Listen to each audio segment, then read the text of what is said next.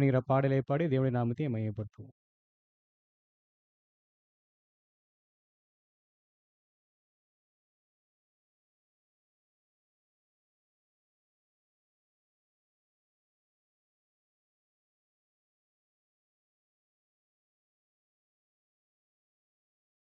புகழும் ஆதாரமே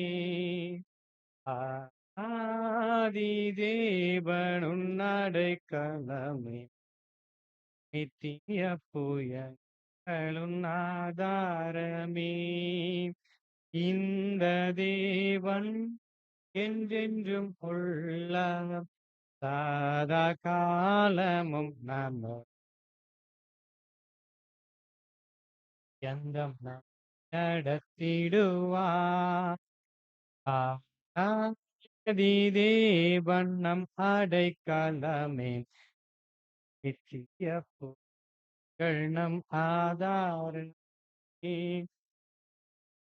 காலே கொண்டார் தூய தேவ அன்பே காருண்யத்தாலே இழுத்து கொண்டார் தூய தேவ அன்பே யுவனாந்திரத்தில் நயம் காட்டி நம்மை நீராய் வருந்தி அழைத்தார்.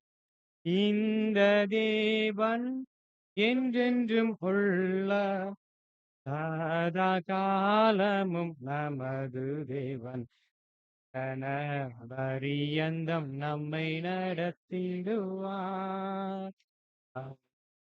ஆதி தேவன் நம் அடைக்கலமே நித்திய புகழ் நம் ஆதாரமே கானக பாதை காரிருளில் புய தீப ஒளியே கானக பாதை காரிருளில் தூய தேவ ஒளியே அழுகை நிறைந்த பள்ளத்தாக்கு அதை நீருச்சாய் மாற்றி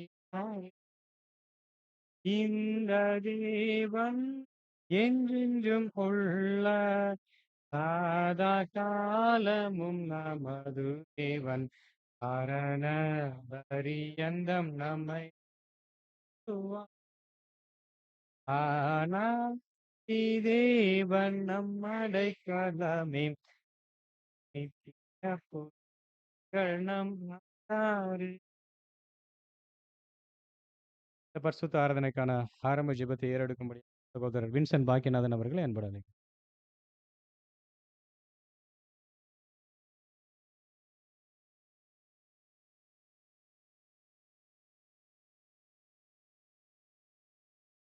வானத்தையும் பூமியும் படைத்த சர்வ அதிகாரம் கொண்ட தேவாதி தேவனே, கொண்டான மெய் தேவனே, இருக்கிறவராய் இருக்கிற எங்கள் பரலோக தந்தையே, வான் படைகளின் கர்த்தாவே, சேனைகளின் ஆண்டவரே, சர்வ சிருஷ்டிக்கு எஜமானரே, உன்னதங்களில் வாசம் செய்வரே, யாக்கோபின் தேவனே, உம்மை துதிக்கிறோம்.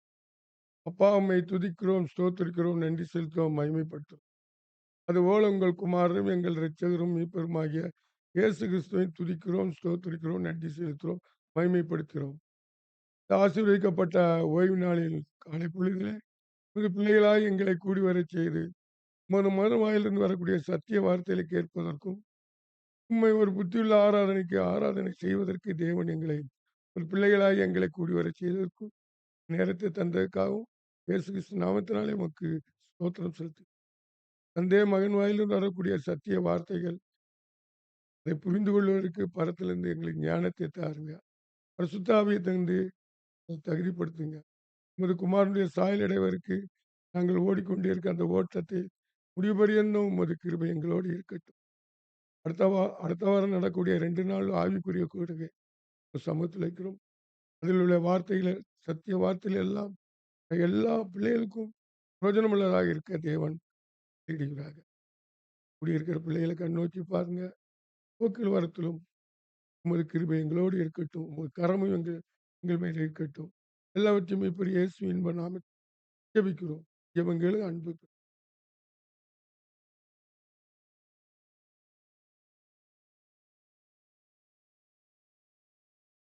நன்றி பிரதர். அன்பின் பிரமாணம் வாசிக்கும்படியாக சகோதரர் நாகராஜ் அவர்களை அன்புடன் அழைக்கிறேன்.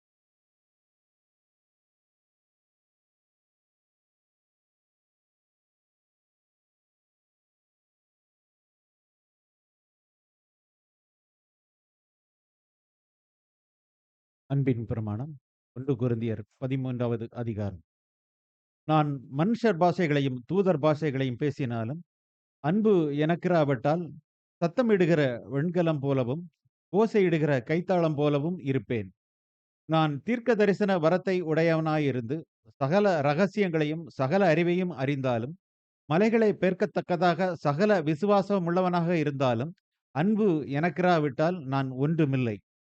எனக்கு உண்டான யாவற்றையும் நான் அன்னதானம் பண்ணினாலும் என் சரீரத்தை சுட்டரிக்கப்படுவதற்கு கொடுத்தாலும் அன்பு எனக்கிராவிட்டால் எனக்கு புரோஜனம் ஒன்றுமில்லை.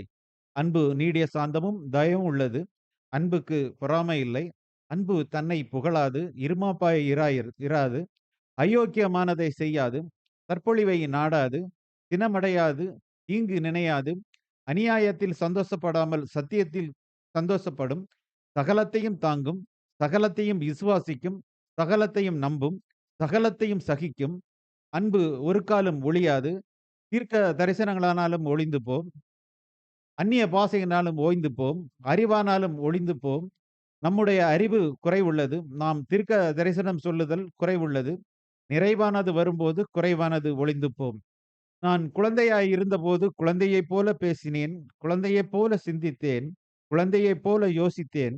நான் புருஷனான போதோ குழந்தைக்கேற்றவைகளை ஒழித்து விட்டேன். இப்பொழுது கண்ணாடியில் நிழலாட்டமாய் பார்க்கிறோம், அப்பொழுது முகமுகமாய் பார்ப்போம். இப்பொழுது நான் குறைந்த அறிவுள்ளவன், அப்பொழுது நான் அறியப்பட்டிருக்கபடியே அறிந்து கொள்ளுவேன்.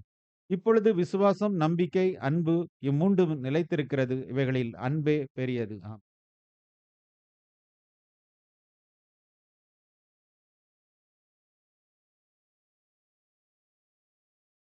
நன்றி பிரதர். தேவனிடத்தில் ஒரு வாக்குறுதி வாசிக்கும்படியாக சகோதரர் பிச்சுக்குமார் அவர்கள் அன்புடன் அழைக்கிறேன்.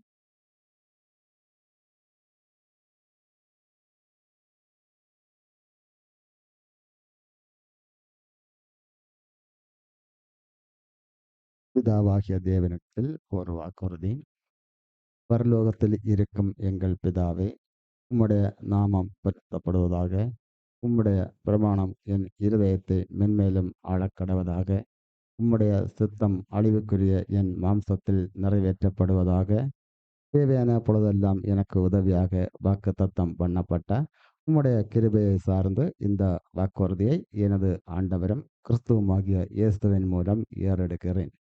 அனுதினமும் நான் பரலோக கிருபையின் சிங்காசன தண்டையில் அறுவடை வேலையில் பொதுவான வாய்ப்புகளுக்கும் அதில் குறிப்பாக என்னுடைய தனிப்பட்ட பங்களிப்புக்காகவும் மற்றும் எல்லா இடங்களில் உள்ள பிரியமான உடன் வேலையாட்களின் பங்களிப்பையும் நினைவு கூறுவேன்.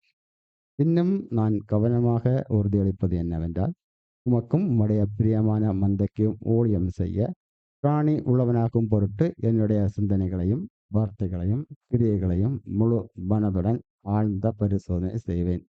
மேலும் நான் உம்மிடம் வாக்களிப்பது என்னவெனில், 2 எஜமானர்கள் இருப்பதை நான் நினைவு கூர்ந்து எல்லா தீமையான ஆவிகளையும் மாயைகளையும் எதிர்ப்பதற்கு விழித்து இருந்து இவைகள் எல்லாம் எதிராளி ஆனவனுடைய கண்ணிகள் என்று உணர்ந்து எச்சரிக்கையுடன் எல்லா நியாயமான வழிகளிலும் எதிர்ப்பேன்.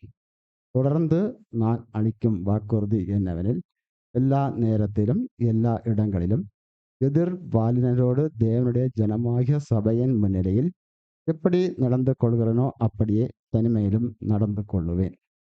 எந்த சூழ்நிலையிலும் அறையின் கதவுகள் அகலமாக திறந்திருக்காத பட்சத்தில் ஒரு அறையில் மனைவி, மகள், தாய் மற்றும் உடம்பிறந்த சகோதரிகளை தவிர வேறொரு எதிர்பாலினரோடு தனிமையில் இருப்பதை தவிர்ப்பேன்.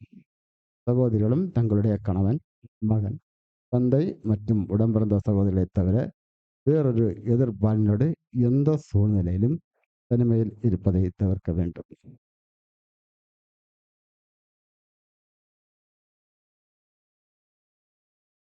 நன்றி பிரதர்.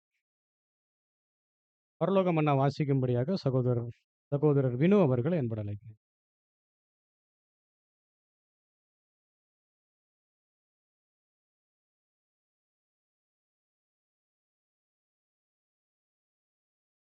இன்றைய நாளுக்கான பரலோக மன்னா மே 18. எபிரேயர் 4வது அதிகாரம் 3வது வசனம். விசுவாசித்தவர்களாகிய நாமோ அந்த இழைப்பாதலிலே பிரவேசிக்கிறோம். நம்முடைய விசுவாசம் எவ்வளவாக கிறிஸ்துவின் பேரில் நம்மை நம்பிக்கை உள்ளவராக்கிறதோ அவ்வளவுக்கு அதிகமாய் நாம் அவரிலே இளைப்பாறுதலை பெறுகிறோம். அவரை முற்றிலும் நம்பினவன் முற்றிலும் இளைப்பாறுதலையும் அடை. ஆவிக்குரிய இஸ்ரவேலருக்கு பூரண இளைப்பாறுதல் அவசியமானது. மற்றவர்களுக்காக ஊழியம் செய்து அந்த இளைப்பாறுதலிலே பிரவேசிப்பது தேவ பிள்ளைகளுக்கு அருளப்பட்ட ஆசீர்வாதமாயிருக்கிறது. ஆகையால் அந்த சிஷ்டாந்தத்தின்படி ஒருவனாகிலும் கீழ்ப்படியாமையினாலே விழுந்து போகாதபடிக்கு நாம் அந்த இளைப்பாறுதலிலே பிரவேசிக்க ஜாக்கிரதையாக இருக்க கடவோம்.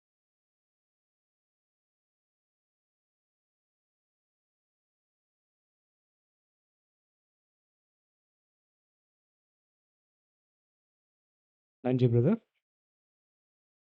இன்றைய நாளிலே வாசிப்பதற்கு தெரிந்து கொள்ளப்பட்ட வேத பகுதி சங்கீதம் 135வது அதிகாரம் வசனங்கள் 10 21 வரைக்கும் வாசிக்கும்படியாக சகோதரர் பாலன் அவர்கள் அன்புடன் அழைக்கிறேன்.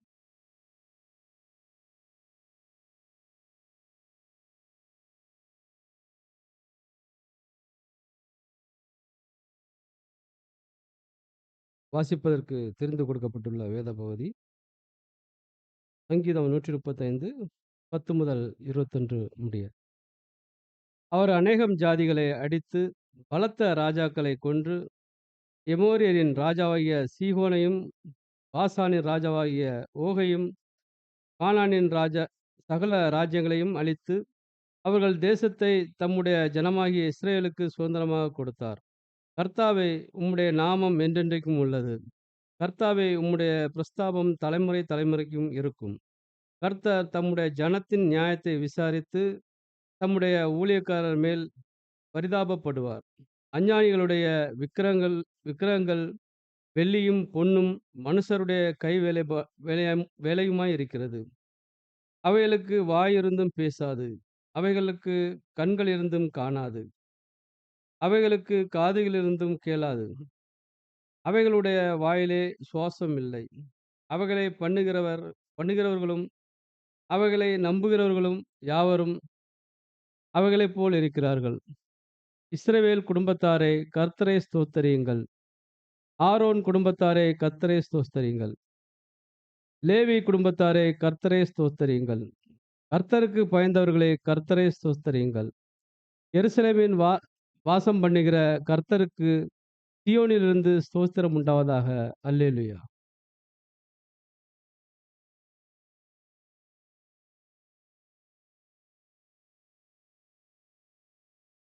நன்றி பிரதர்.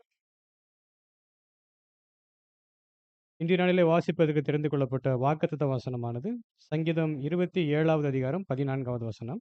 வாசிக்கும்படியாக சகோதரர் குமார் அவர்களை அன்புடன்.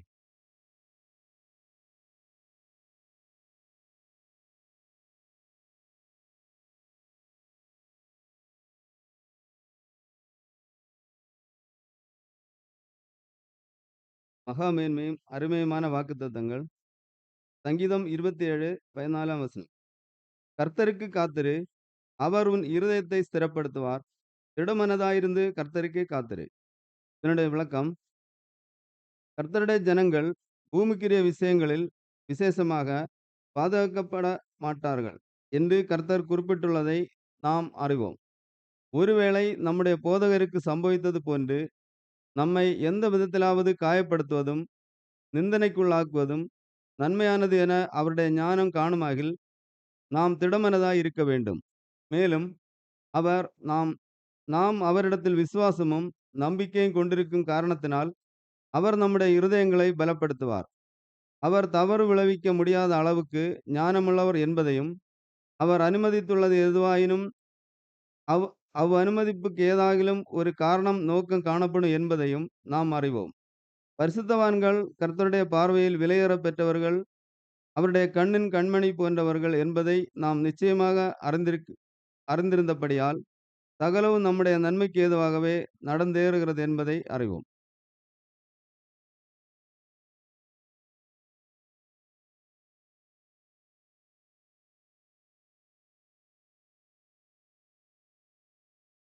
நன்றி பிரதர். பிரியமான சகோதர சகோதரிகளே, தேவனுடைய பெரிதான கிருபையினால இன்றைக்கு நமக்கு தேவனுடைய வார்த்தையை கொடுப்பதற்கு நம்முடைய அன்புக்குரிய சகோதரர் ராஜ்குமார் அவர்கள் ஆயத்தமா இருக்கிறாரு.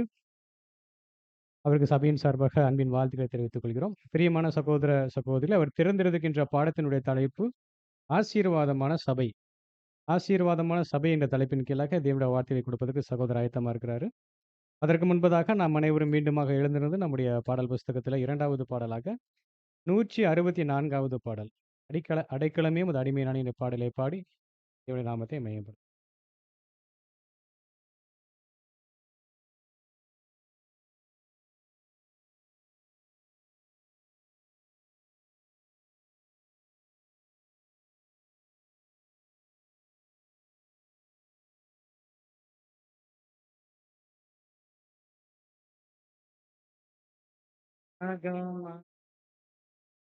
கர்த்தர் செய்த நித்தம் நித்தம் நான் நினைப்பேன். கர்த்தர் நீர் செய்த நித்தம் நித்தம் நான் நினைப்பேனே. அலைவற்றை அன்பு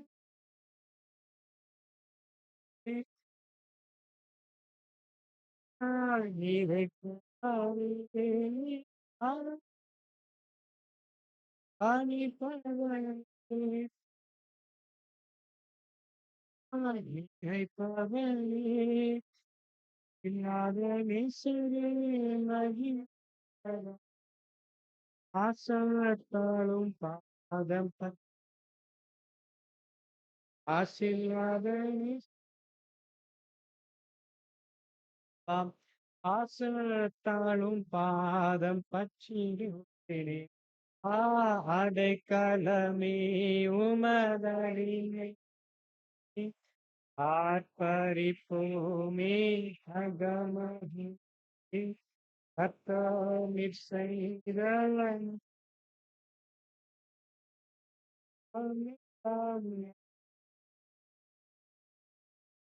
கர்த்தர் செய்த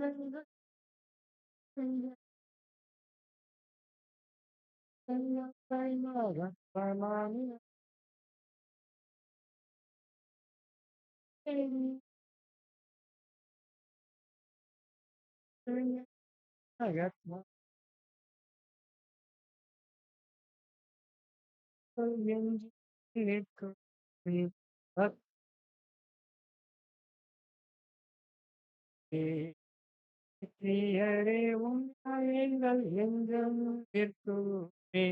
பக்தரின் பேரின்ப பாக்கியம் ஆரகலமே உமரடியை ஆர்ப்பரிப்பினே அகமே. கர்த்தர் செய்த நித்தம் நித்தம் நான்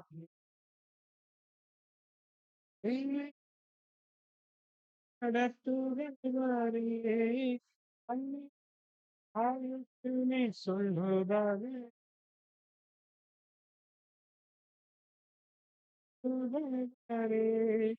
தன்னை வைத்து ஆலோசனை சொல்லுதாக மனிதனை காட்டுவாரே. நம்பி வந்தோரை கிருபை சூழ்ந்து கொண்டோமே. நரனுக்கும் வழிதனை காட்டுவாரே. நம்பி வந்தோரை கிருபை சூழ்ந்து கொண்டோமே. ஆதி உங்கள் நம்பி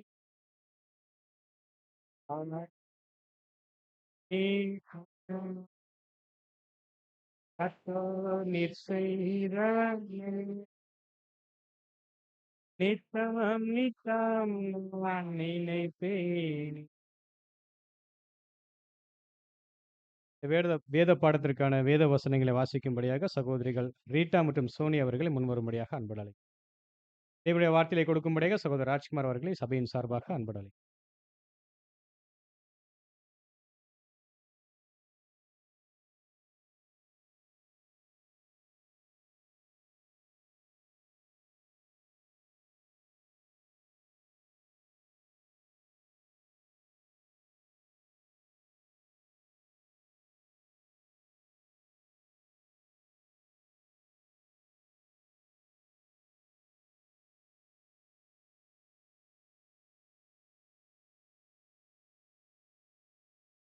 கிறிஸ்து இயேசுவுக்குள் மிகவும் பிரியமான அருமையான அன்பு பரிசுத்த சகோதர சகோதரிகள் உங்கள் யாவருக்கும் இந்த காலை வேளையில் நம்முடைய சர்வலோகத்தின் பிதாவாகிய தேவனுடைய மகிமையும் பரிசுத்தமும் நிறைந்த அவருடைய நல் நாமத்தினாலும் நம்முடைய அன்பான ஆண்டவர் கர்த்தர் இயேசுவினுடைய ஈடு இணையற்ற அவருடைய புண்ணிய நாமத்தினாலும் கூடி வந்திருக்கும் உங்கள் யாவருக்கும் கிருபையும் சமாதானமும் பெருக கடவது என்கின்ற அன்பின் நல் வாழ்த்துக்களை நான் கூறிக்கொண்டு அதோடு என்னுடைய மற்றும் நான் சார்ந்திருக்கக்கூடிய சபையாரினுடைய அன்பையும் கூட உங்கள் யாவருக்கும் நான் தெரியப்படுத்திக் கொள்கிறேன்.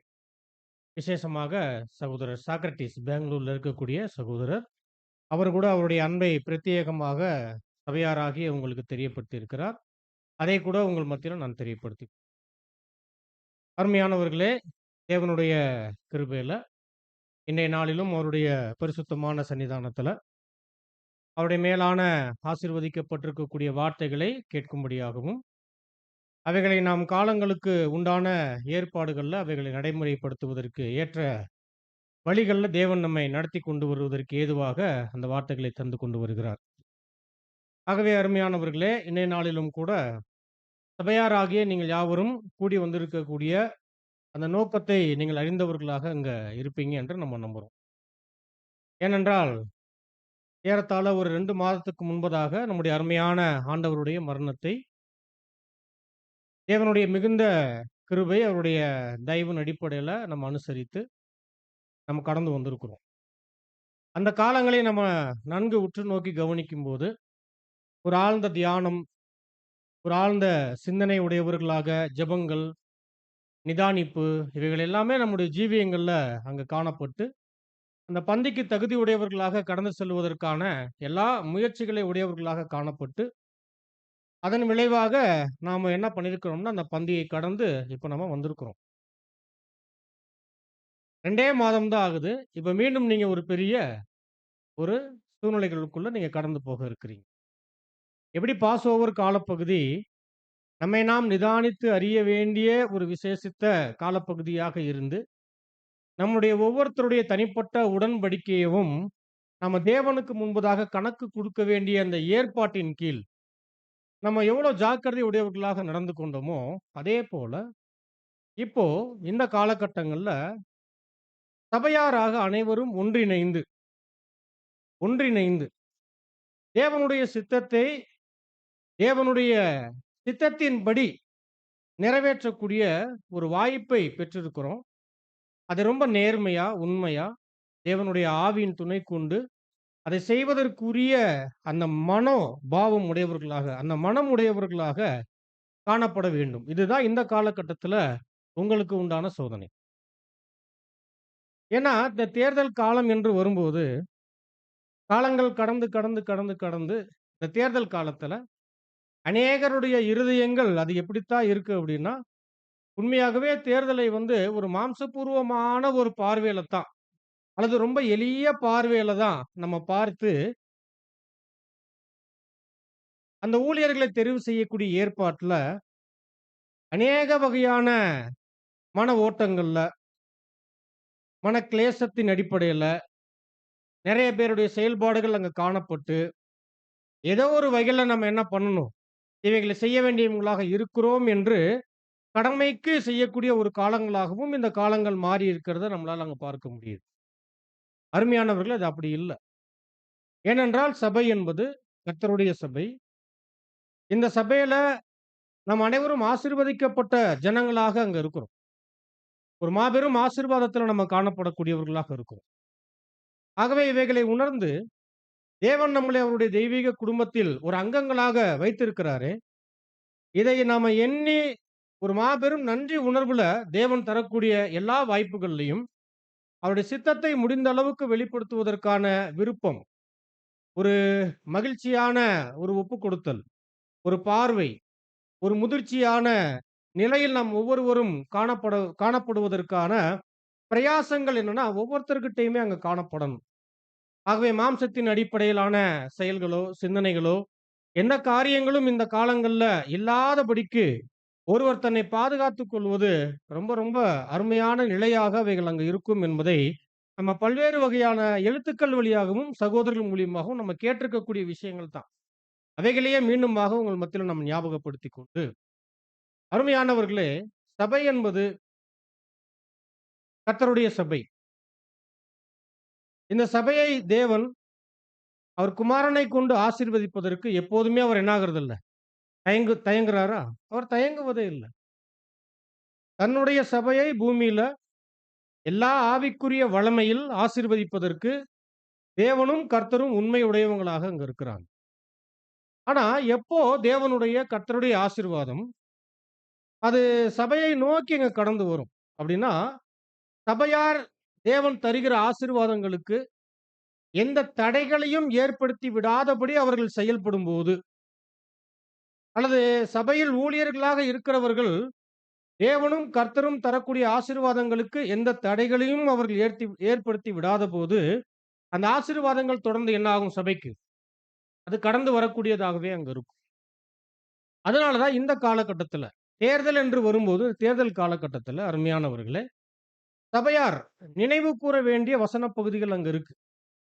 பொதுவாக ஊழியர்களுக்கு நம்ம பொருத்தி பார்க்க வேண்டிய வசனங்களை மட்டுமே நாம பார்க்கக்கூடியவங்களாக அல்லாமல், சபையாரா நாம் அனைவரும் பார்க்க வேண்டிய வசனம் இருக்குது. வாசிக்கலாம். அப்போஸ்தலர் நடபடிகள் 20ஆம் அதிகாரத்துல 28வது வசனம் வாசிக்க கேட்போம். ஆகையால் உங்களை குறித்தும் தேவன் தம்முடைய சுய ரத்தத்தினாலே சம்பாதித்துக் கொண்ட தமது சபையை மேய்ப்பதற்கு பரிசுத்த ஆவி உங்களை கண்காணிகளாக வைத்த மந்தை முழுவதையும் குறித்து எச்சரிக்கையாயிருங்கள். பாருங்க. அப்போ இந்த வசனத்தை சபையில் இருக்கக்கூடிய ஒவ்வொரு அங்கத்தினர்களும் விசேஷமாக கர்த்தருடைய சபையின் ஜனங்களுக்கு மத்தியில் ஊழியத்தை விரும்பக்கூடிய, அந்த ஊழியத்தின் வாய்ப்பில் காணப்படக்கூடிய ஒவ்வொருவரும் கருத்தில் எடுத்துக்கொள்ள வேண்டிய, கருத்தில் மட்டும் இல்ல, விசேஷமாக தியானத்தில் எடுத்துக்கொள்ள வேண்டிய, இந்த வசனத்தின் அடிப்படையில் இந்த காலங்கள்ல ஒரு நிதானிப்புக்குள் கடந்து செல்லக்கூடியவர்களாக காணப்படுவது அது ரொம்ப ரொம்ப அவசியமான ஒன்று. பாருங்க, வசனம் என்ன சொல்லுது? ஆகையால் உங்களை குறித்தும் தேவன் தம்முடைய சுய இரத்தத்தினாலே சம்பாதித்துக் கொண்ட தமது சபையை மேய்ப்பதற்கு பரிசுத்த ஆவி உங்களை கண்காணிகளாக வைத்த மந்தை முழுவதையும் குறித்து எச்சரிக்கையாயிருங்கள். ரொம்ப விசேஷமா யாருக்கு சொல்லப்படக்கூடிய வசனம் இது? ஊழியர்களாக காணப்படக்கூடியவர்களுக்கு. சரிங்களா? ஊழியர்களுக்கு மட்டுமே அல்ல, சபையில் இருக்கக்கூடிய ஒவ்வொரு அங்கத்தினர்களும் தாங்கள் சார்ந்திருக்கக்கூடிய சபையின் மீது அவங்க எப்படி இருக்கணும்? மிகுந்த எச்சரிப்பு உடையவர்களாக அங்க இருக்கணும். சபையும் சரி, ஊழியத்தின் வாய்ப்பில் உள்ளவர்களும் சரி, அவர்கள் இந்த காலகட்டங்கள்ல எப்படி காணப்படணும் என்பதைத்தான் இந்த வசனம் பேசிக்கிட்டு இருக்கு. அவங்களுடைய நிலை என்னவாக இருக்கணும்? அவங்களுடைய இருதயம் எப்படி இருக்கணும்? என்பதை தான் இந்த வசனம் பேசுது. இதற்கு நம்முடைய 7ஆம் தூதன் அவர்களுடைய விளக்கம் என்ன அப்படின்னா, சபையாரும் சபையினுடைய ஊழியத்தின் வாய்ப்பில் இருக்கக்கூடிய ஊழியர்களும் அவர்களுடைய நோக்கங்களை என்ன பண்ணிக்கணும்னா கண்காணித்துக் கொள்ளுங்கள் அப்படின்னு சொல்றாரு. என்ன சொல்றாரு? ஏன்னா யாரும் இங்க ஒரு நோக்கம் இல்லாமல் வரல. எல்லாருக்கும் நோக்கம் இருக்கு. அதே போல ஊழியக்காரர்களுக்கும் என்ன இருக்கு? புரியுதுங்களா? நோக்கம் இருக்கு. ஆனா அந்த நோக்கங்கள் எப்படிப்பட்டவைகள்? எது சார்ந்தவைகள்? எதன் அடிப்படையில் இருக்கணும்? எதற்காக இருக்கணும் என்று அவர்களுடைய நோக்கங்களை என்ன பண்ணிக்கணும்? கண்காணித்து கொள்ள வேண்டியவர்களாக இருக்கணும் இந்த காலப்பகுதியில. ஏறத்தாழ கர்த்தருடைய மரணத்தை நினைவு கூறக்கூடிய காலத்துல நம்ம தனிப்பட்ட ஒரு நிதானிப்புக்குள்ள போவோம் இல்லைங்களா? அது போலத்தான் இதுவும். அதே மாதிரி தான் நம்ம என்ன பண்ணிக்கணும்? நம்முடைய நோக்கங்களை என்ன பண்ணிக்கணும்? ரொம்ப நேர்த்தியாக கண்காணித்துக் கொள்ளக்கூடியவர்களாக நாம் காணப்படணும். தேவையில்லாத மாம்சத்தின் அடிப்படையில் அல்லது நம்முடைய சுயத்தின் அடிப்படையில், நம்ம விரும்புகிற விருப்பத்தின் அடிப்படையில் நம்முடைய நோக்கங்களை செயல்படுத்துவதற்கான எந்த பிரயாசங்கள், முனைப்புகள் அல்லது அதற்குரிய செயல்பாடுகள், அதற்குரிய திட்டமிடல்கள், அதற்குரிய வேலைகள் எவைகள்லயும் யார் ஒருவரும் என்ன ஆயிறக்கூடாது? நாம காணப்பற்றக்கூடாது. நம்முடைய வாயின் வார்த்தைகள் அப்படியாக வந்துடக்கூடாது. நம்முடைய கிரியைகள் அந்த அடிப்படையில என்ன ஆயிறக்கூடாது? இந்த காலகட்டங்கள்ல அவைகள் காணப்படக்கூடாது என்பதையெல்லாம் உள்ளடக்கின வார்த்தைகள் தான் இவைகள். அவர்கள் விசேஷமா சபையாரும் ஊழியத்தின் வாய்ப்பில் காணப்படக்கூடியவர்கள், சபையாரின் பார்வையில் காணப்படக்கூடிய அந்த ஊழியர்களும் கூட அருமையானவர்களே, ஒருவேளை கடந்த காலத்திலேயும் அந்த ஊழியத்தில் இருந்து இப்ப மீண்டும் அந்த ஊழியத்தின் வாய்ப்பில் காணப்படக்கூடியவர்களாக கூட இருக்கலாம். நோக்கங்களை என்ன பண்ணிக்கணும்? கண்காணித்துக் கொள்ளுவது, அதாவது நிதானித்துக் கொள்ளுவது ரொம்ப ரொம்ப அவசியம். ஏன்னா நிறைய சமயங்கள்ல தேர்தல் வந்துட்டா சபையாரும் தங்களுடைய நோக்கங்களை என்ன பண்றதில்ல, நம்ம என்ன செய்ய போறோம், என்ன செய்யணும் அப்படின்ற அந்த மாதிரியான ஒரு நிதானிப்புக்குள்ள போறதில்ல. ஊழியர்களும் கூட என்ன ஆகுறதில்ல, அந்த ஒரு ஆழ்ந்த பார்வைக்குள்ள போறதில்ல. எப்போதும் போல இந்த வருஷம் என்ன ஆயிடுக்குது, எலெக்ஷன் வந்திருக்கு அப்படின்ற பார்வையிலேயே சபையாரும் சரி அல்லது அந்த ஊழியத்தை விரும்பக்கூடியவங்களும் சரி கடந்து வந்து அதை நடைமுறைப்படுத்திட்டு கடந்து போவது எந்த ஆசீர்வாதம் இல்லை. அது ஒரு ஆசீர்வதிக்கப்பட்ட சபையாக என்னாக முடியாது. கர்த்தருடைய வளமையான ஆசீர்வாதங்கள் கடந்து வந்து அவைகளை பெற்றுக்கொண்டு அந்த ஆசீர்வாதத்தின் வளர்ச்சியில முன்னேறி செல்லுவதற்கு ஏற்ற ஒரு நிலையாக அவைகள் அங்க இருக்காது. ஆனா சபை இயங்கும். எப்படி இருக்கும்? சபை இயங்கும். எல்லாரும் வந்து போவோம். ஊழியர்களும் ஊழியம் செய்வாங்க. ஆனால் என்ன இருக்காது? தேவனும் கர்த்தரும் தருகிற ஆவிக்குரிய ஆசீர்வாதங்கள், அந்த ஆசீர்வாதங்களை பெற்று வளமை அடையக்கூடிய சபை அதனுடைய வளமைக்குள் என்னாக முடியாது, வளர முடியாது. அதனாலதான் சபையாரும் சரி ஊழியர்களும் சரி தேவன் தருகிற ஆசீர்வாதங்களுக்கு தடையாக என்ன ஆயிடக்கூடாது, அங்க ஆகிவிடக்கூடாது. அதனாலேயே நாம் என்னாகணும், ஒரு ஆழ்ந்த நிதானிப்புக்குள் காணப்படுவது ரொம்ப அவசியம் என்று நம்ம பார்க்கிறோம். அப்படின்னா அருமையானவர்களே, ஒவ்வொருவரும் தங்களுடைய சொந்த இருதயத்தை காத்துக்கொள்ளக்கூடியவர்களாக இருக்கணும். இந்த காலப்பகுதியில் என்ன பண்ணணும்? அவர்கள் தங்களுடைய சொந்த இருதயத்தை என்ன பண்ணிக்கணும்? காத்துக்கொள்ளணும். ஒருவேளை பாருங்க, இந்த அழைப்புல ஒரு குடும்பமா வந்திருப்போம், கணவன் மனைவியா வந்திருப்போம், சரிங்களா? கூட பிறந்த உறவுகளாக வந்திருப்போம், தாய் பிள்ளைகளாக வந்திருப்போம். ஆனா இங்க வந்துட்டா இந்த உறவுகளுக்கான முக்கியத்துவங்கள் இல்லாமல் ஒவ்வொருவரும் தனிப்பட்டவைகள புதிய சிருஷ்டி என்கின்ற பார்வையில தேவனுக்கு முன்பாக இந்த இடத்துல அவர்கள் தேவனுடைய சித்தத்தை செய்வதற்கான விஷயத்துல ஒவ்வொருத்தரும் தங்களுடைய சொந்த இருதயத்தை என்ன பண்ணிக்கணும்? அவர்கள் காத்துக்கொள்ளக்கூடியவர்களாக அங்க இருக்கணும். ரொம்ப விசேஷமாக ஊழியர்கள் என்ன பண்ணணும்? அவங்க தங்களுடைய சொந்த இருதயத்தை காத்துக்கொள்ளணும். யாரு ஒருவர் தங்களுடைய சொந்த இருதயத்தை காத்துக்கொள்ளாதவர்களாக அவங்க இருக்கிறாங்களோ, பொதுவாக அருமையானவர்களே, அவர்கள் திருச்சபையினுடைய நலன்கள் சார்ந்த ஏற்பாட்டுல, ஆசீர்வாதங்கள் சார்ந்த ஏற்பாட்டுல, அவைகளை கொண்டு வரக்கூடிய ஊழியத்தின் காரியங்கள்ல அவர்கள் உண்மையாக சேவை செய்ய முடியாது. உண்மையாக என்ன பண்ண முடியாது? ஊழியம் செய்ய முடியாது. ஊழியம் செய்வாங்க. ஆனால் திருச்சபையின் நலன்களுக்கான உண்மையான ஊழியங்களை என்ன பண்ண முடியாது? ஏறெடுக்க முடியாது. கொண்டு வர முடியாது. புரியுதுங்களா? அப்போ ஒவ்வொருத்தருடைய இருதயம் எப்படி இருக்குன்னு யோசிச்சு பாருங்க. தேவனுடைய பார்வையில் ஒரு புது சிஷ்யனுடைய இருதயம் எல்லா காலப்பகுதிகளிலும் அது என்னாக்கப்படுது? கவனிக்கப்படுது, பார்க்கப்படுது, நிதானிக்கப்படுது. ஆகவே இந்த காலகட்டங்கள்ல நம்ம ரொம்ப நேர்த்தியான வகைகளில் நம்முடைய இருதயத்தை நாம உண்மையாக வைத்துக் கொள்வது ரொம்ப முக்கியமான ஒரு விஷயம். காத்துக்கொள்வது ரொம்ப அவசியம். அப்படின்னா இருதயத்தை என்ன பண்ணக்கூடாது?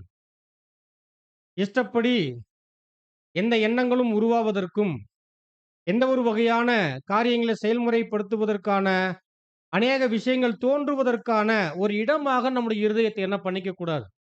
நம்ம வைத்துக் கொள்ளக்கூடாது. இந்த காலப்பகுதியில யாருடைய இருதயமும் அவருடைய கட்டுப்பாட்டுல, விசேஷமா ஒரு புது சிஷ்யின் கட்டுப்பாட்டுக்குள்ள இருப்பது என்ன? ரொம்ப கடினம். கவனிச்சிருப்பீங்க. நீங்கலாம் அத உணர்ந்திருப்பீங்க. அல்லது நேர்மையான ஒரு இருதயத்துல ஒத்துக்கொள்ளணும் அப்படின்னா, தேர்தல் சமயம் வந்துட்டா, நம்மளுடைய இருதயம் நம்முடைய கட்டுப்பாட்டுல என்ன ஆகாது? இருக்காது. அதாவது புது சிஷ்டியினுடைய சிந்தையில, செயல்பாட்டுல, அதனுடைய கட்டுப்பாட்டுக்குள்ள நம்ம என்ன பண்ணிக்க மாட்டோம்? வைக்க மாட்டோம். சொந்த நீதி, சொந்த நியாயங்கள், சொந்த பார்வைகள், சொந்த செயல்பாடுகள், கருத்துக்கள் என்று என்ன ஆகிக்கிட்டே இருக்கும்? அது வளர்ந்து போய்க்கிட்டே இருக்கும். அந்த பார்வைகள் போய்க்கிட்டே இருக்கும். அப்படி அல்ல. ஒரு சபை, அருமையானவர்களே, அந்த சபைக்குள் காணப்படக்கூடிய ஒவ்வொரு அருமையான தேவனுடைய பிள்ளைகளும் கூட, சொந்த இருதயத்தை காத்துக்கொள்ளக்கூடிய ஏற்பாட்டுல, அவர்கள் நேர்த்தியாக காணப்படும்போது, ஒவ்வொருவரும் அந்த நிலையில் காணப்படும்போது, அப்படியானவர்கள் கூடி வந்து செயல்படக்கூடிய, செயல்படுத்தப் போகிற எந்த காரியங்களும் எதை நோக்கி அது இருக்கும்? தேவனுடைய ஆசீர்வாதத்தை கொண்டு வருவதற்கு ஏதுவான நியாயமான காரணங்களுக்கு ஏதுவாக அவைகள் அங்க இருக்கும். அப்ப இவைகளையும் நம்ம புரிந்து கொள்வது அவசியம். இதுல ரொம்ப விசேஷம். ஒவ்வொரு ஊழியக்காரர்களும் அவங்களுடைய இருதயத்தை என்ன பண்ணிக்கணும்? அவர்கள் காத்துக்கொள்ளுவது அவசியம். ஏனென்றால், சபையின் சரித்திரத்துல நாம் நன்கு கவனிக்கும்போது, சபை பெரும்பாலும் யாரால் பாடுபட்டிருக்கு? சபை பெரும்பாலும் யாரால் பாடுபட்டிருக்கு? சபையின் சரித்திரத்துல நீங்க படிச்சிட்டீங்கன்னா, அல்லது அந்த சரித்திரத்தை அறிந்திருக்கக்கூடியவர்கள், நீங்க நல்லா கவனிச்சுட்டா, சபை பெரும்பாலும் யாரால் பாடுபட்டிருக்கு?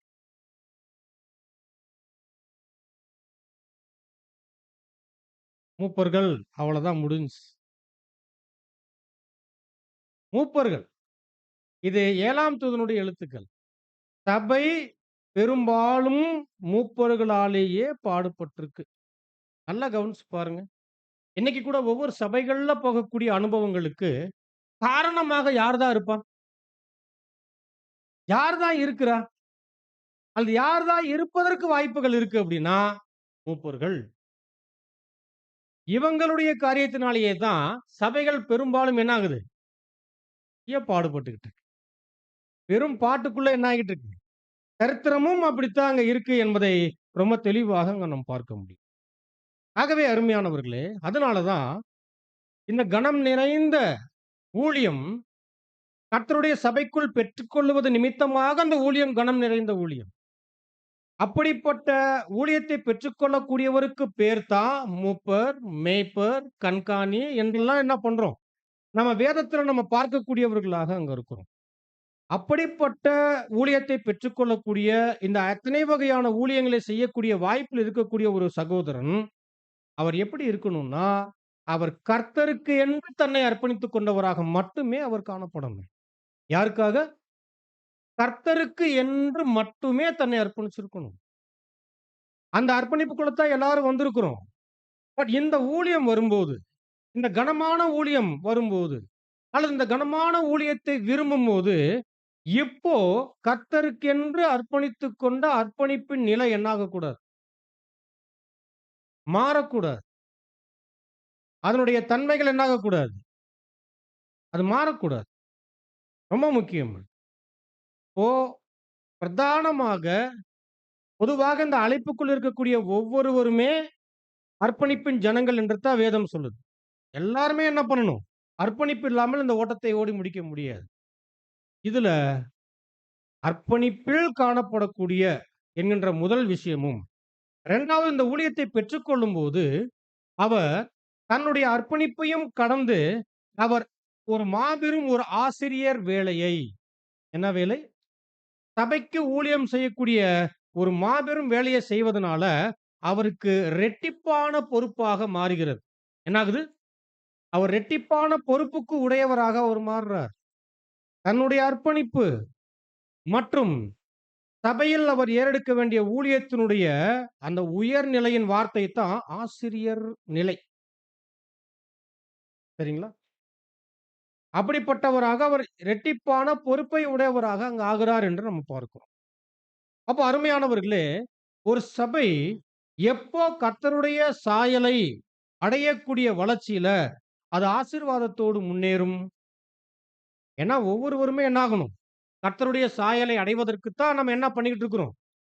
அழைப்பையும் பெற்றுக்கொண்டு, இந்த அழைப்புல தேவன் தொடர்ந்து தருகிறதான சத்தியத்தையும் நம்ம பெற்றுக்கொண்டு, அது மாத்திரமல்ல, தேவன் வைத்திருக்கக்கூடிய எல்லா வகையான ஒழுங்கு முறைகளையும் கடைப்பிடித்து, நம்ம என்ன ஆகிட்டு இருக்கிறோம்? கர்த்தருடைய சாயலை அடைவதே நம்முடைய இலக்கு, நம்முடைய நோக்கம் என்று என்ன பண்ணிக்கிட்டு இருக்கிறோம்? அதற்காகவே அர்ப்பணித்து நாம் ஒவ்வொருவரும் நம்ம ஓடிக்கொண்டு இருக்கிறோம். அப்ப அந்த ஒரு வகையில் அருமையானவர்களே, ஒரு சபையாராக நாம் அனைவரும் இணைந்து இப்படிப்பட்ட ஒரு அருமையான, ஒரு மேலான கர்த்தருடைய சாயலை அடையும் வளர்ச்சி, ஒரு சபையின் வளர்ச்சி என்பது ரொம்ப முக்கியம். ஒரு சபையில ஒரு சகோதரன் வளர்ந்திருக்கிறார் என்பது பெரிய விஷயம் இல்ல. ஒரு சகோதரி ரொம்ப அருமையா வளர்ந்திருக்கிறாங்க என்பது அது நல்ல விஷயம். அது நல்ல விஷயம் தான். பட் அதையே நாம ஒரு சிறப்பாக நம்ம என்ன பண்ண முடியாது, பார்க்க முடியாது. இதை தாண்டி ஒரு சபை எப்படி வளர்ந்திருக்கிறாங்க? ஒரு சபையாராக அவர்கள் எப்படி வளர்ந்திருக்கிறாங்க?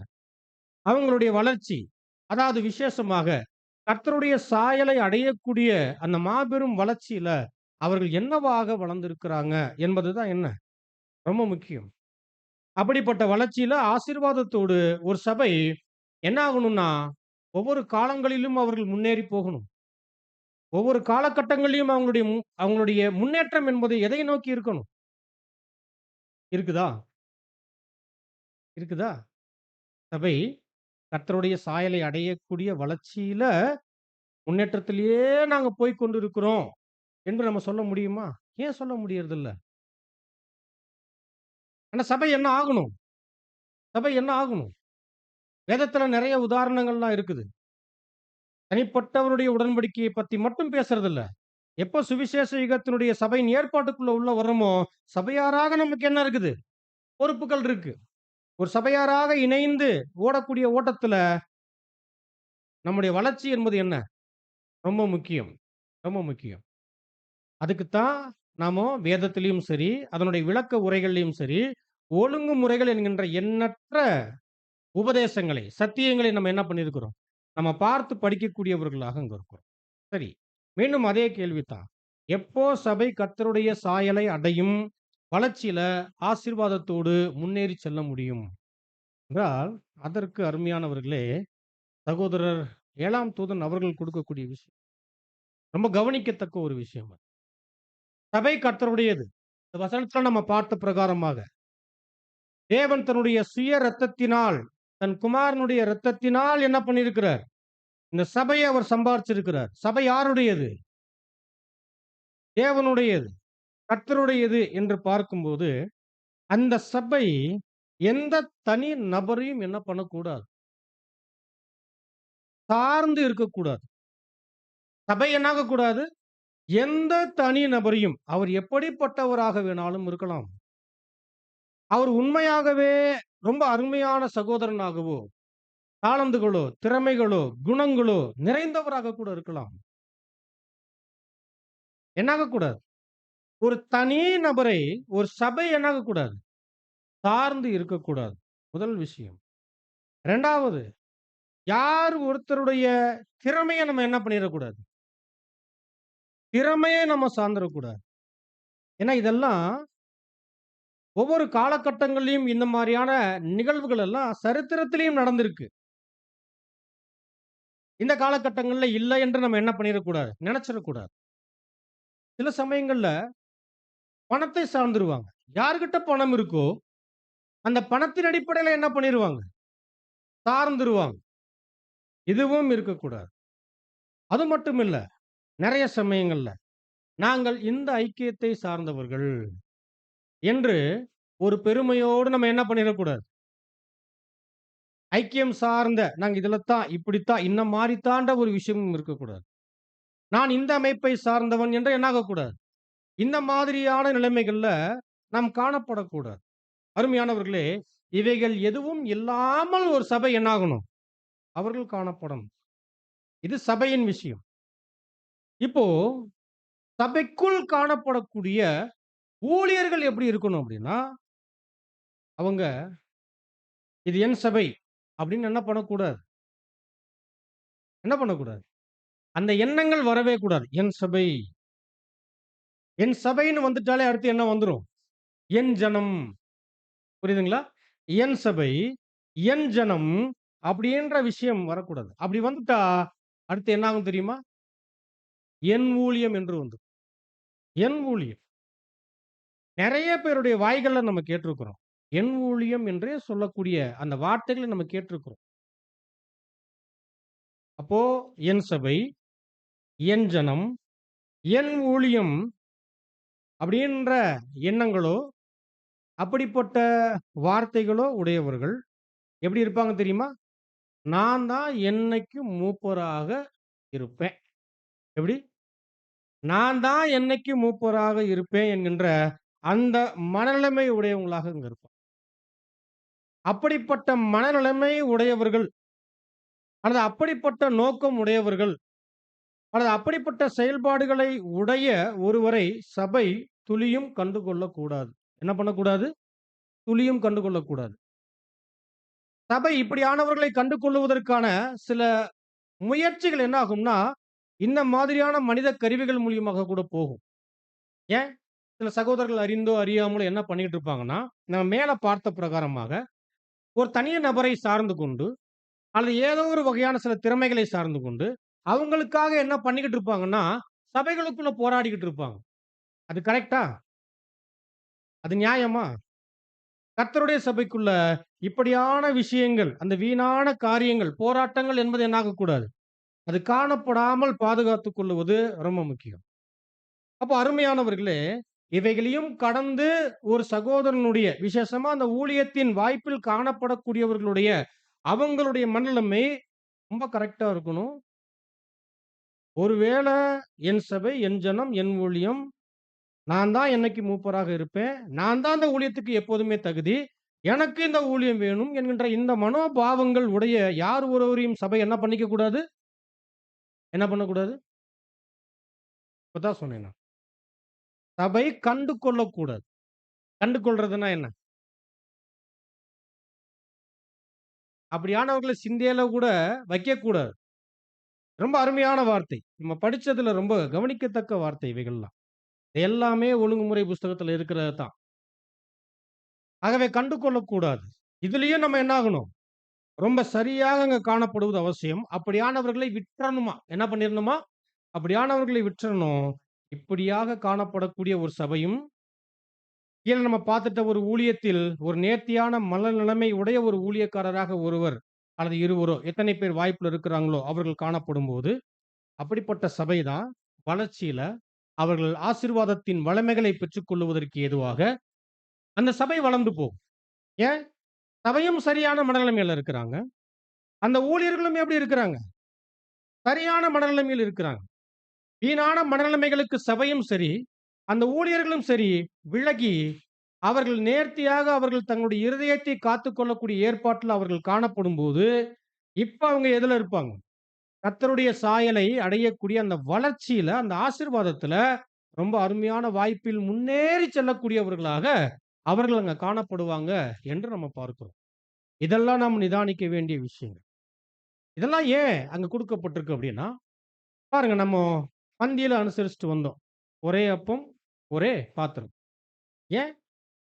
அப்படின்னா, சபைக்குள் யாருக்கும் எந்த தனித்துவமான அடையாளம் இருக்கக்கூடாது என்பதுதான் ஒரே அப்பம், ஒரே பாத்திரம். கரெக்ட்டா? தனித்துவமான அடையாளம் யாருக்குமே சபையில இருக்கக்கூடாது. இருக்கலாமா? இருக்கக்கூடாது. யாருக்கும் இருக்கக்கூடாது. அதே போல சபைக்கும் தனித்துவமான அடையாளம் என்று என்ன பண்ணிக்க கூடாது. சபைக்கும் தனித்துவமான அடையாளம் என்று எதுவுமே இருக்கக்கூடாது. அப்போ ஒரு சபை எப்படி இருக்கணும்? கர்த்தருடைய சபையாக. தெய்வீக குடும்பம் என்கின்ற அடையாளம் மட்டும் தான் என்ன ஆகணும்? காணப்படணும். கர்த்தருடைய சபை தெய்வீக குடும்பம் என்கின்ற அடையாளம் மட்டுமே இருக்கணும். யோசிச்சு பாருங்க. ஒரு குடும்பத்துக்குள்ள, ஒரு அருமையான ஒரு குடும்பத்துக்குள்ள, ஒரு அன்பும், ஒழுக்கமும் நிறைந்த ஒரு குடும்பத்துக்குள்ள, தனிப்பட்ட அடையாளங்கள் என்று அதற்காக கணவனோ, மனைவியோ, பிள்ளைகளோ போராடிக்கிட்டு ஒரு குடும்பம் இருக்குமா? ஒரு குடும்பம் இருக்குமா? அப்படி இருந்தா, இந்த நேரத்துல நாமெல்லாம் வந்து அமர்ந்து, இந்த தேவனுடைய வார்த்தைகளை கேட்க முடியுமா? முடியாது. புரியுதுங்களா? ஆனா தெய்வீக குடும்பம் என்று வரும்போது,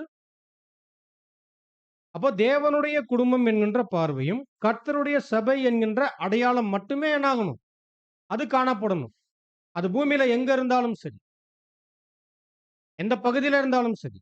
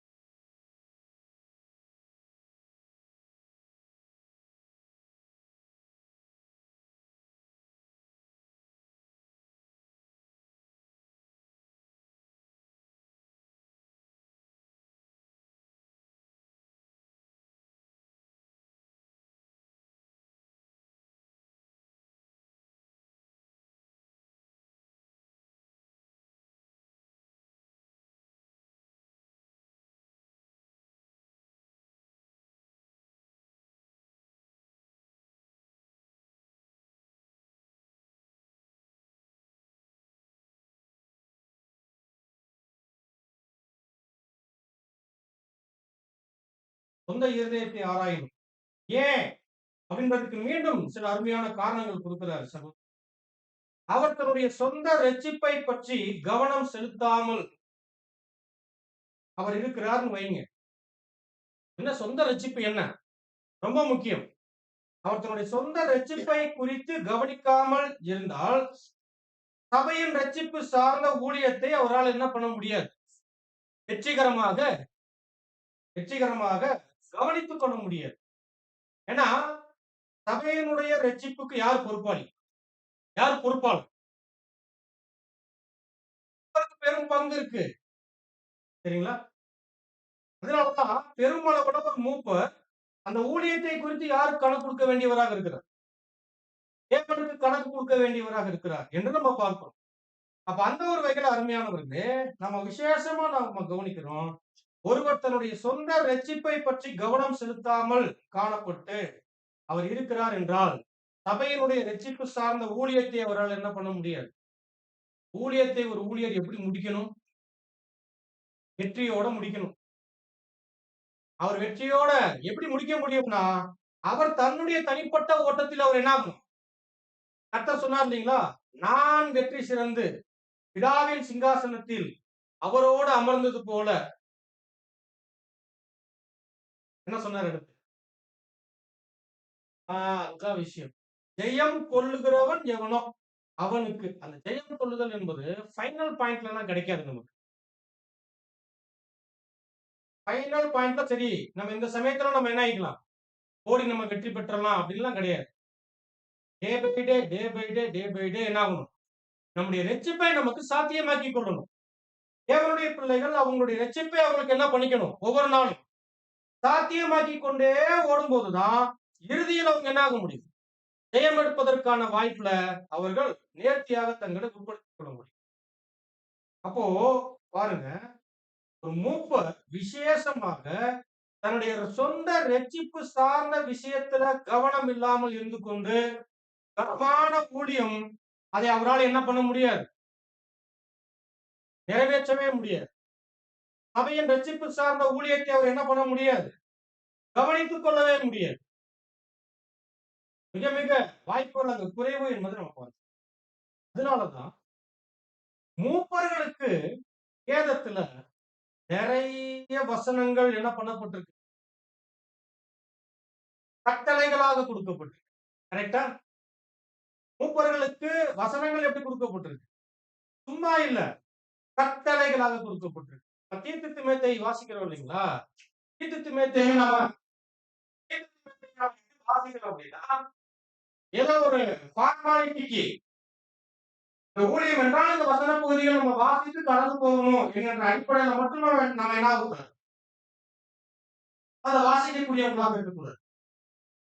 அது சபை தங்களுக்கான ஊழியர்களின் மீது எப்படிப்பட்ட பார்வை வைத்து எப்படி ஆளுநர்களை கொண்டு வரணும் என்பதற்கான வசனங்கள் இருக்கு. அவைகளுக்குள்ளேயும் எச்சரிப்புகள் இருக்கு. அவைகளுக்குள்ளேயும் மூப்பர்களுக்கான இந்த ஊழியர்களுக்கான நிறைய கட்டளைகள் அங்க இருக்கு. ஆனா அது மட்டுமே இல்லை. அது மட்டுமே இல்லை. நிறைய வசனங்கள் இருக்கு. பாருங்க, சில வசனங்கள் நம்ம பார்க்கலாம். 2 தீமோத்தேயு 3ஆம் அதிகாரம் 16வது வசனம் நம்ம வாசிக்கலாம். 2 தீமோத்தேயு 3ஆம் அதிகாரம் 16வது வசனம். வாக்கியங்கள் எல்லாம் தேவ ஆவியினால் கட்டப்பட்டு தேவனுடைய மனுஷன் ஆகவும் செய்ய கண்டிப்பாகவும் பாருங்க, இந்த வசனம் எங்க வருது? தீமோத்தேயுல தான் வருது. யாரு பேசிட்டு இருக்கிறார்? யாரு பேசிட்டு இருக்கிறார்? தேவ மனுஷன். யார் அந்த தேவ மனுஷன்?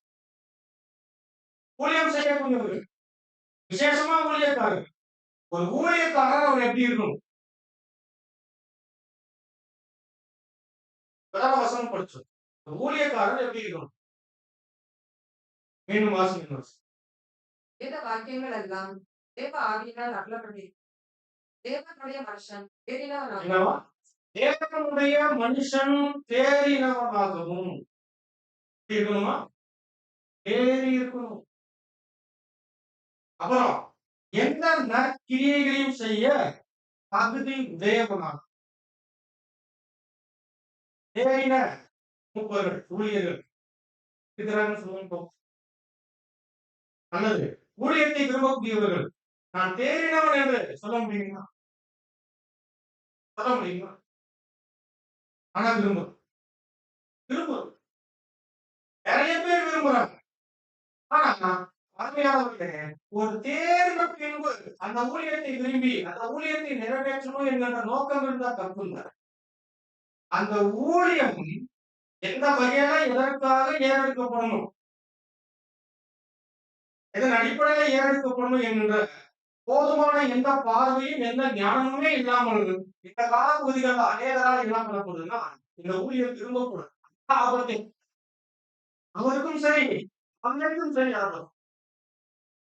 சில சமயங்கள்ல அப்படியான சகோதரர்களின் ஏராளமான சில பிரயாசங்களை பார்த்து சபை என்ன பண்ணிருக்காங்க கொடுத்துறாங்க. ஆனா அவரால் என்ன பண்ண முடியாது? சபைக்கு போதுமான அந்த அருமையான ஏற்பாடுல இந்த ஊழியர்களை சரியாக நிறைவேற்றுவதற்கான அந்த திறனோ பிராணியோ வளர்ச்சியோ எதுவுமே தேறினவன் என்பது ரொம்ப முக்கியம். சரி, சபையை ஊழியத்தை விரும்பக்கூடியவர் தானே என்ன பண்ண நிதானிக்கும். நான் இதற்கு தகுதியா என்று அவரு யோசிக்கணும். நம்ம தேடி இருக்கிறோமா? எந்த நற்கிரியலுக்கும் செய்வதற்கு ஏதுவான அந்த தேர்ந்த இருக்குதா என்று என்ன பண்ணணும்? ஒருவர் நிதானிக்க அப்படி நேரடியா நிதானிச்சான்னு வைங்களேன், அவர் என்ன பண்ணுவார்? அவரு சபையா ஒரு நாமினேஷன் பண்றாங்கன்னு வைங்க, அவர் என்ன சொல்லுவார்?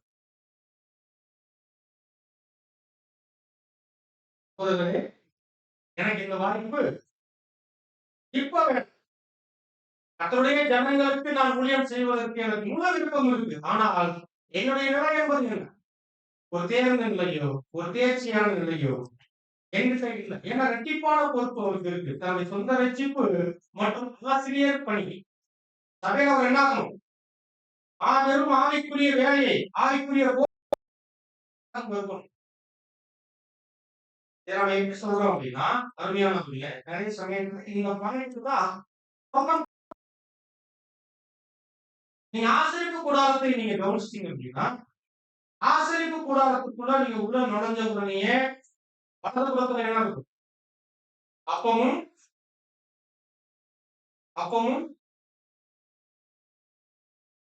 அப்பம் வைக்கப்பட்ட மேஜையில தான் அப்பம். கரெக்டா? அப்பம் எதை குறிக்கும்? அவ்வளவுதான் தேவனுடைய வார்த்தைகள். மேஜை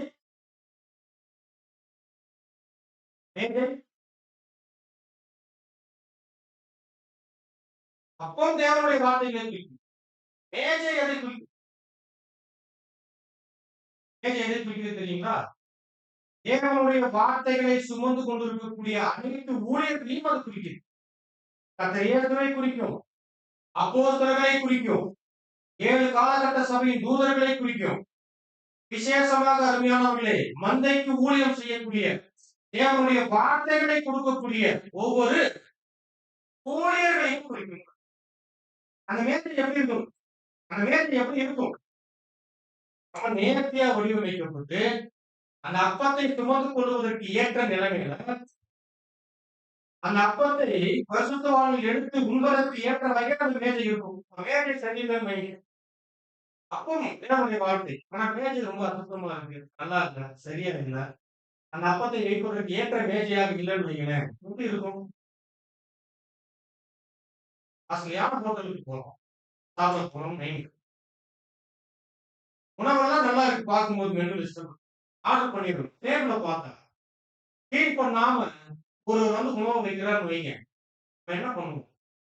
வைக்கிறதுக்கு முன்னாடியே நம்ம என்ன சொல்லுவோம்? உட்காரும் போதே ஃபர்ஸ்ட் டேபிள கிளீன் பண்ணுங்கன்னு சொல்றோம் இல்லைங்களா? ஏன்? உண்ண போவது ஒரு உணவு. ஒரு மாற்றப்பூர்வமான உணவை உட்கொள்ளும் போதே அந்த உணவை சுமந்து இருக்கக்கூடிய அந்த மேஜை எப்படி இருக்கும்? சுத்தமா இருக்கும். தேவனுடைய வார்த்தை, அந்த வார்த்தையை சுமந்து சொல்லக்கூடிய அந்த வார்த்தையின் ஊழியர்களை ஏறெடுக்கக்கூடிய ஒரு ஊழியர் எப்படி இருக்கும்? அதுதான் அந்த மேஜையில் காண்பிக்கப்படும். ஆகவே அருமையானவர்களே, பாருங்க, தேவனுடைய மனுஷன் தேறினவனாகவும் எந்த நற்கிரியையும் வசனமே என்ன சொல்லுது? ஒரு மூப்பர், ஒரு ஊழியர் என்ன செய்யணும்? நற்கிரியைகளை செய்யணும். நற்கிரியைகளை செய்யணும். எந்த நற்கிரியைகளை செய்வதற்கு அவர் என்ன பண்ணணும்? அவர் தகுதி உள்ளவனாக இருக்கும். இந்த வசனங்களும் இதே தீமோத்தேயுவை தான் பார்க்கும். இன்னும் பாருங்க வசனம் தீத்துல 2ஆம் அதிகாரத்துல வசனம் 1வது வசனம். நீயோ ஆரோக்கியமான உபதேசத்துக்கு ஏற்றவைகளை பேசு. அவர் எப்படி இருக்கணும்? மூப்பர் எப்படி இருக்கணும்? ஆரோக்கியமான உபதேசத்துக்கு ஏற்றவைகளை பேசணும். ஏற்று எடுத்து போடுங்க. எல்லாவற்றிலும் நற்கிரியை மாதிரியாக காண்பிக்க ஆண்டவன் உங்களை குறித்து சொல்லி தேசத்திலே நல்லொழுக்கம் உள்ளவன் ஆரோக்கியமான எப்படி இருக்கணுமா? ஐயோ எல்லாவற்றையும் உன்னை நற்கிரியைகளுக்கு மாதிரியாக காண்பிக்கும். யாருக்கு மாதிரியாக காண்பிக்கும்? ஒரு மூப்பர் யாருக்கு மாதிரியா இருக்கணும்? சபைக்கு மாதிரியா இருக்கணும். அப்ப அவர் யாருடைய மாதிரியை அவர் பின்பற்றினா அவர் சபைக்கு மாதிரியாக மாற முடியும். கர்த்தருடைய மாதிரியை அவர் எவ்வளவாக பின்பற்றுகிறாரோ அந்த அளவுக்கு அவர் என்ன சபைக்கு மாதிரியாக மாறும்.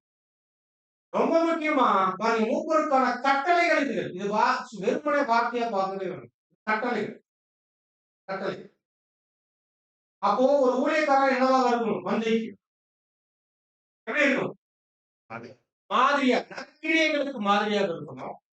அது கீழே வரக்கூடிய வசனங்கள் எல்லாம் எப்படி இருக்கு? தீத்து தீமோத்தேயு 2 பேருமே சபையினுடைய மூப்பர். அவர்களுக்கு அப்போஸ்தலனாகிய பவுல் கொடுக்கக்கூடிய ரொம்ப விசேஷித்த வார்த்தைகள் அவைகள். அவங்களுக்கு மட்டும் இல்ல, அவர்களை தொடர்ந்து விசேஷ இடத்தினுடைய சபையும் அத்தனை அருமையான அந்த ஊழியத்தின் வாய்ப்பை பெற்றுக்கொள்ளக்கூடிய ஒவ்வொரு மூப்பர்களுக்கும் உரியதுதான் இந்த வார்த்தை.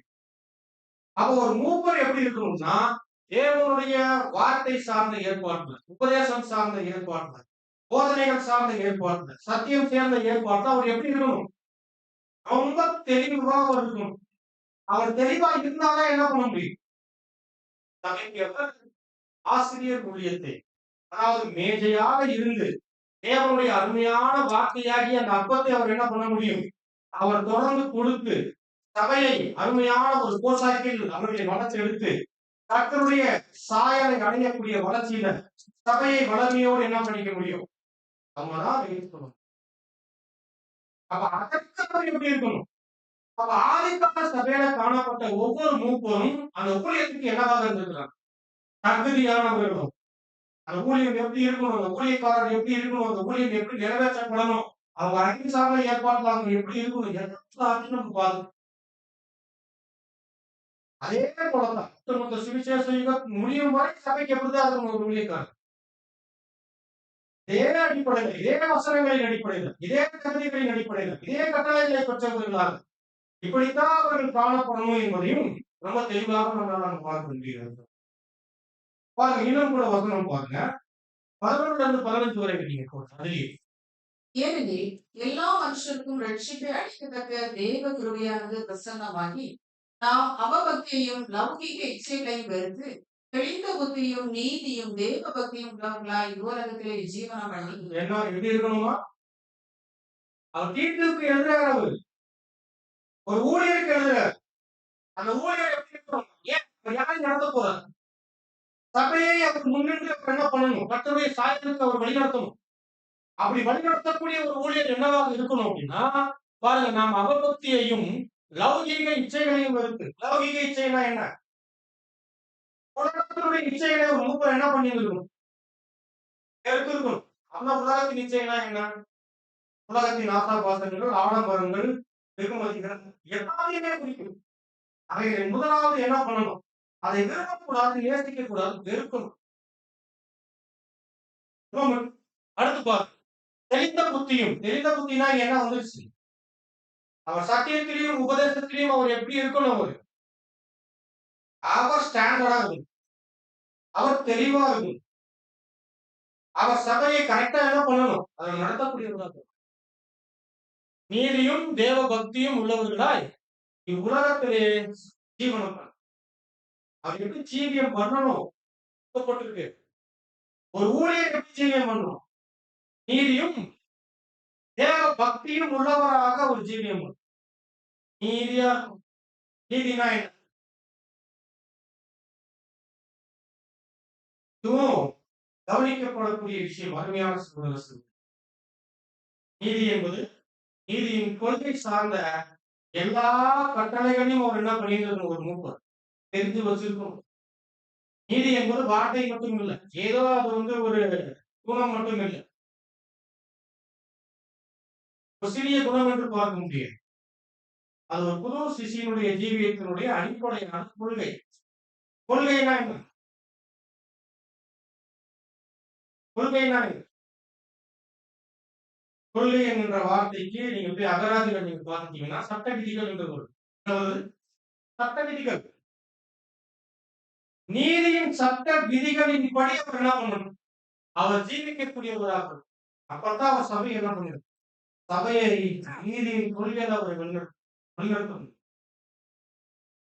அப்ப இதெல்லாம் வசனங்கள்ல ரொம்ப அருமையாக மூப்பர்களுக்கான கட்டளைகளாக என்ன பண்ணப்பட்டிருக்கு? கொடுக்கப்பட்டிருக்கு. இஸ்ராயலின் சபையும் பேசுறாரு.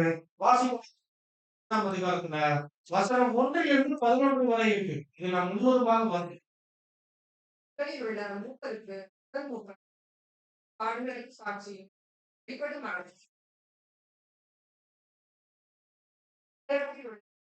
மந்தை கட்டாயமாய் அல்ல ஆதாயத்திற்காக மனதை நிர்மாணமாய் ஆடினரும் மந்தைக்கு மாதிரி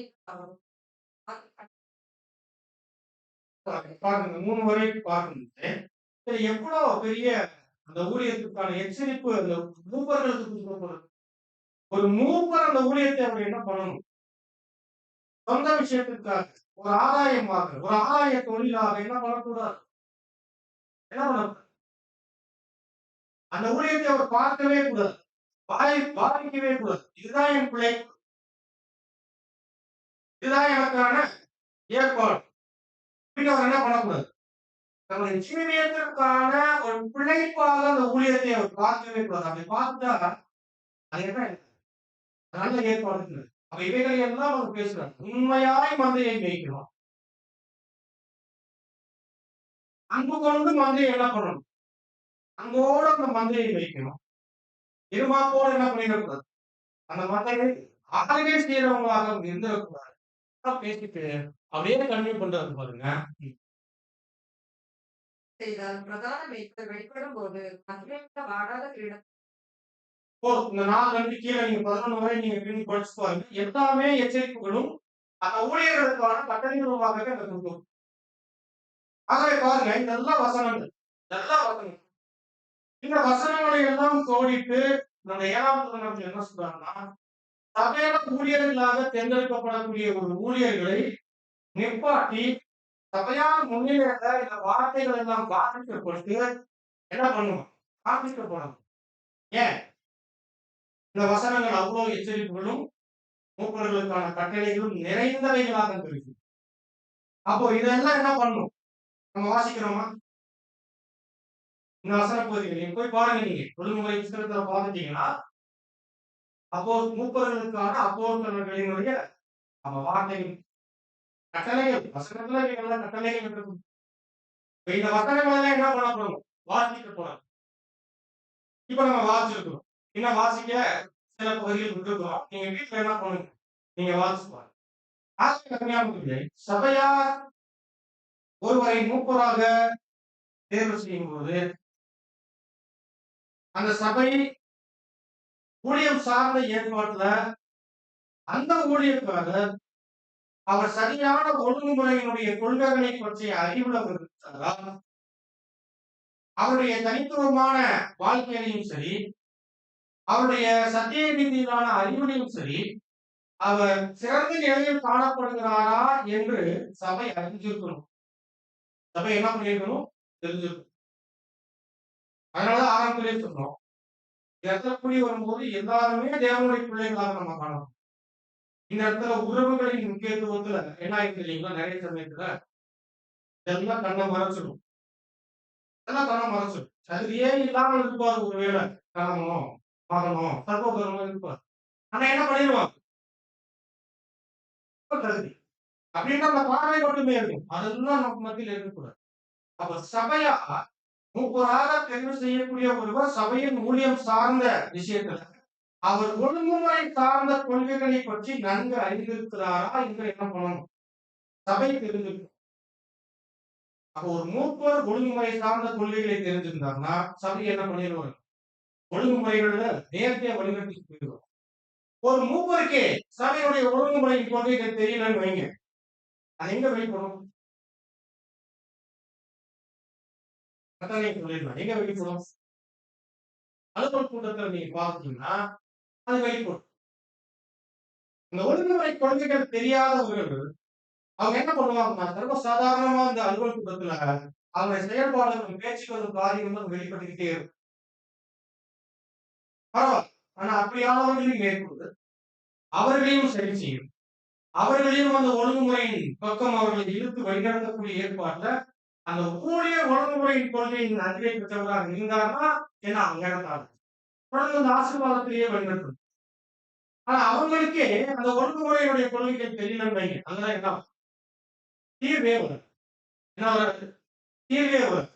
அந்த பிசினஸ் மீட்டிங் என்ன பண்ண முடியாது? அலுவலகத்தை என்ன பண்ண முடியாது? நேர்த்தியாக ஒரு சமாதானம் முடிக்க முடியாது. இதெல்லாம் நம்மளால கவனிக்கும். அப்போ ஒழுங்குமுறையினுடைய கொள்கைகளும் ரொம்ப முக்கியம். அதையும் ஊழியர் அவர் எவ்வளவாக அறிந்திருக்கிறார் என்பதை என்ன பண்ணணும்? சபையை கவனிக்கணும். இப்ப நம்ம பாடத்தினுடைய இன்னும் கொஞ்சம் ஆழமா போகும். ஒரு மூப்பர் அவர் அந்த ஊழியத்தை பெற்றுக்கொள்ளக்கூடிய வாய்ப்பு இருக்கும்போது அவருடைய குறிக்கோள் என்னவாக இருக்கும்? ஏன்னா குறிக்கோள் இல்லாம எதையும் செய்ய முடியாது. அப்போ ஒரு ஊழியர் சபையில ஊழியத்தை பெற்றுக்கொள்ளும் போது அவர் கூட ஒரு குறிக்கோளோடு என்ன பண்ணணும்? அந்த ஊழியத்தை அவர் செய்யக்கூடியவராக இருக்கும். அப்போ ஒரு மூப்பர் அவருடைய குறிக்கோள் என்னவாக காணப்படணும் அப்படின்னா வேத வாக்கியங்களின்படி தங்களுடைய ஊழியத்தை நிறைவேற்றுவதற்கான எல்லா முனைப்பு உடையவராக இருக்காங்க. எப்படி? ஒரு மூப்பர் குறிக்கோள் அந்த ஊழியத்துல இந்த ஊழியர் சார்ந்த எந்த விஷயங்களையும் எந்த காரியத்தையும் வேத வாக்கியங்களின்படி அந்த ஊழியத்தை செய்யக்கூடிய அந்த வேத வசனத்தின்படி நிறைவேற்றக்கூடிய ஒருவராக அவர் காணப்படும். அதுவே அவருடைய குறிக்கோளாக இருக்கும். நான் ஒரு காரியம் செய்தால் ஒரு சபையில் ஒரு காரியத்தை நான் செய்ய முற்பட்டால் ஒரு ஊழியமாக அவைகளை நான் செய்ய நான் விரும்பும் போது அவைகள் நான் முற்படும் போது அது தேவனுடைய வார்த்தையின்படியும் தேவனுடைய சித்தத்தின்படியும் இருக்கணும். தேவனுடைய வார்த்தை சித்தத்தின்படித்தான் நான் இந்த ஊழியத்தை செய்வேன் என்கின்ற குறிக்கோள் யாருக்கு தரும்? ஒரு மூப்பருக்கு தான் இருக்கும். சரிங்களா? இப்ப இந்த குறிக்கோளே இல்ல, அவர் என்னவாக நினைப்பார்? அந்த ஊழியர் ஸ்தானமாக அல்லது ஒரு பதவியாக ஒரு அதிகாரமாக இப்படியாக மட்டும்தான் பார்க்க முடியும்.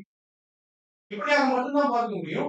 வேற எந்த ஒரு வகையிலும் அந்த கனமான ஊழியத்தை அவர் என்ன பண்ண முடியாது, அதை பார்க்க முடியாது. ஆனால் மந்தையில் ஒரு ஊழியர் கிடைக்கும் போது இது எவ்வளவு பெரிய கனமான ஆசீர்வாதமான ஒரு வாய்ப்பு.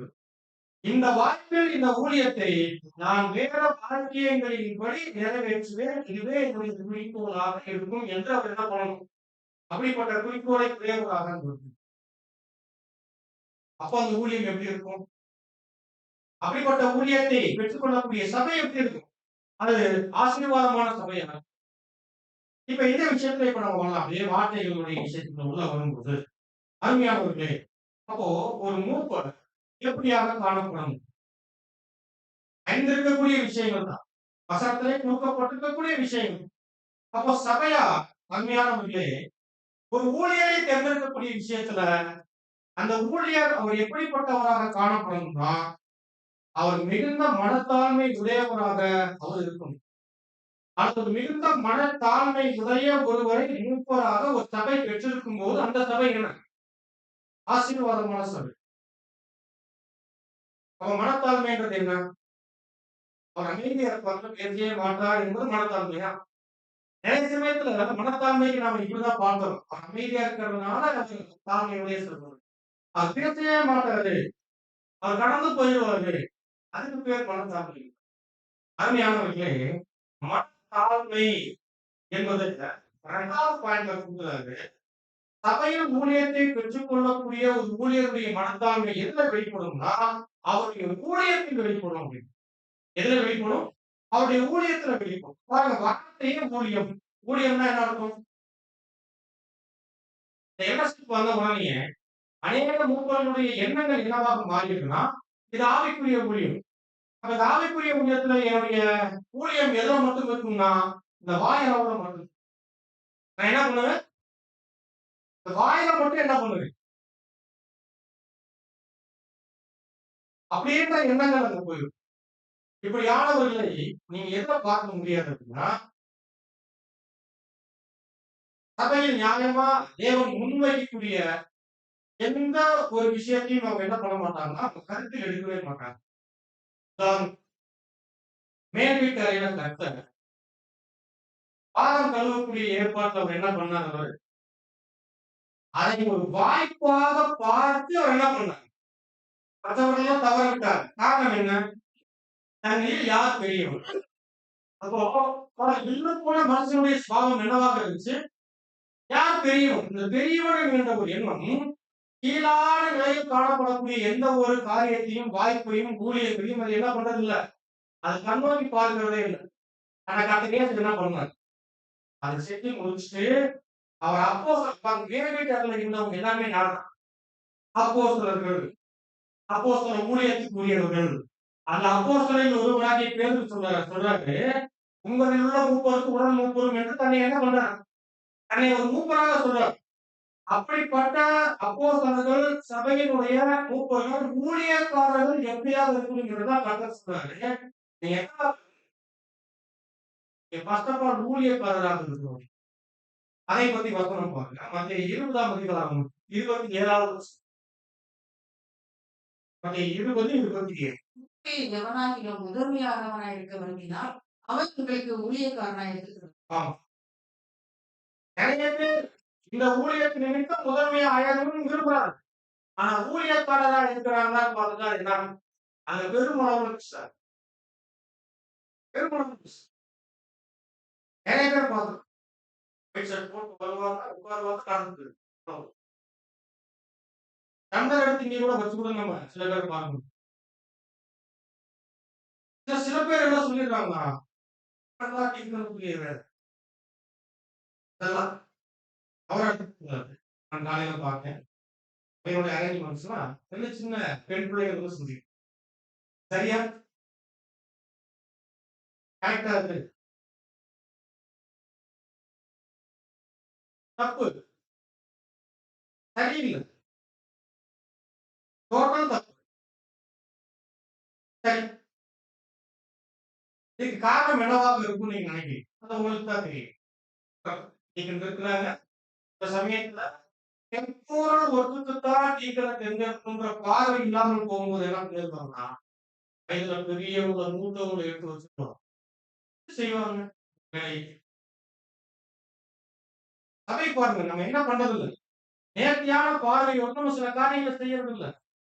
யாரை டீக்கனா ஏற்கணும்? அவங்க என்ன வேலை செய்யணும்? சரி, ஒரு வேலை இல்ல, இப்ப இந்த இடத்துல யார் அந்த வேலையை செய்யணும்? மூப்பர்கள் வந்து அதை செய்யணும். என்ன பண்ணணும்?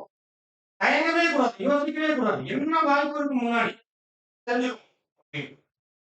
ஆர்டர் கரெக்டா இருக்கு, ஆனா ஆர்டர் ஸ்ட்ரிக்டா ஃபாலோ பண்ணுவேன் அப்படின்ற நான் மூப்பர்னா மூப்பரா மட்டும்தான் இருப்பேன் அப்படின்னா என்ன இல்லை.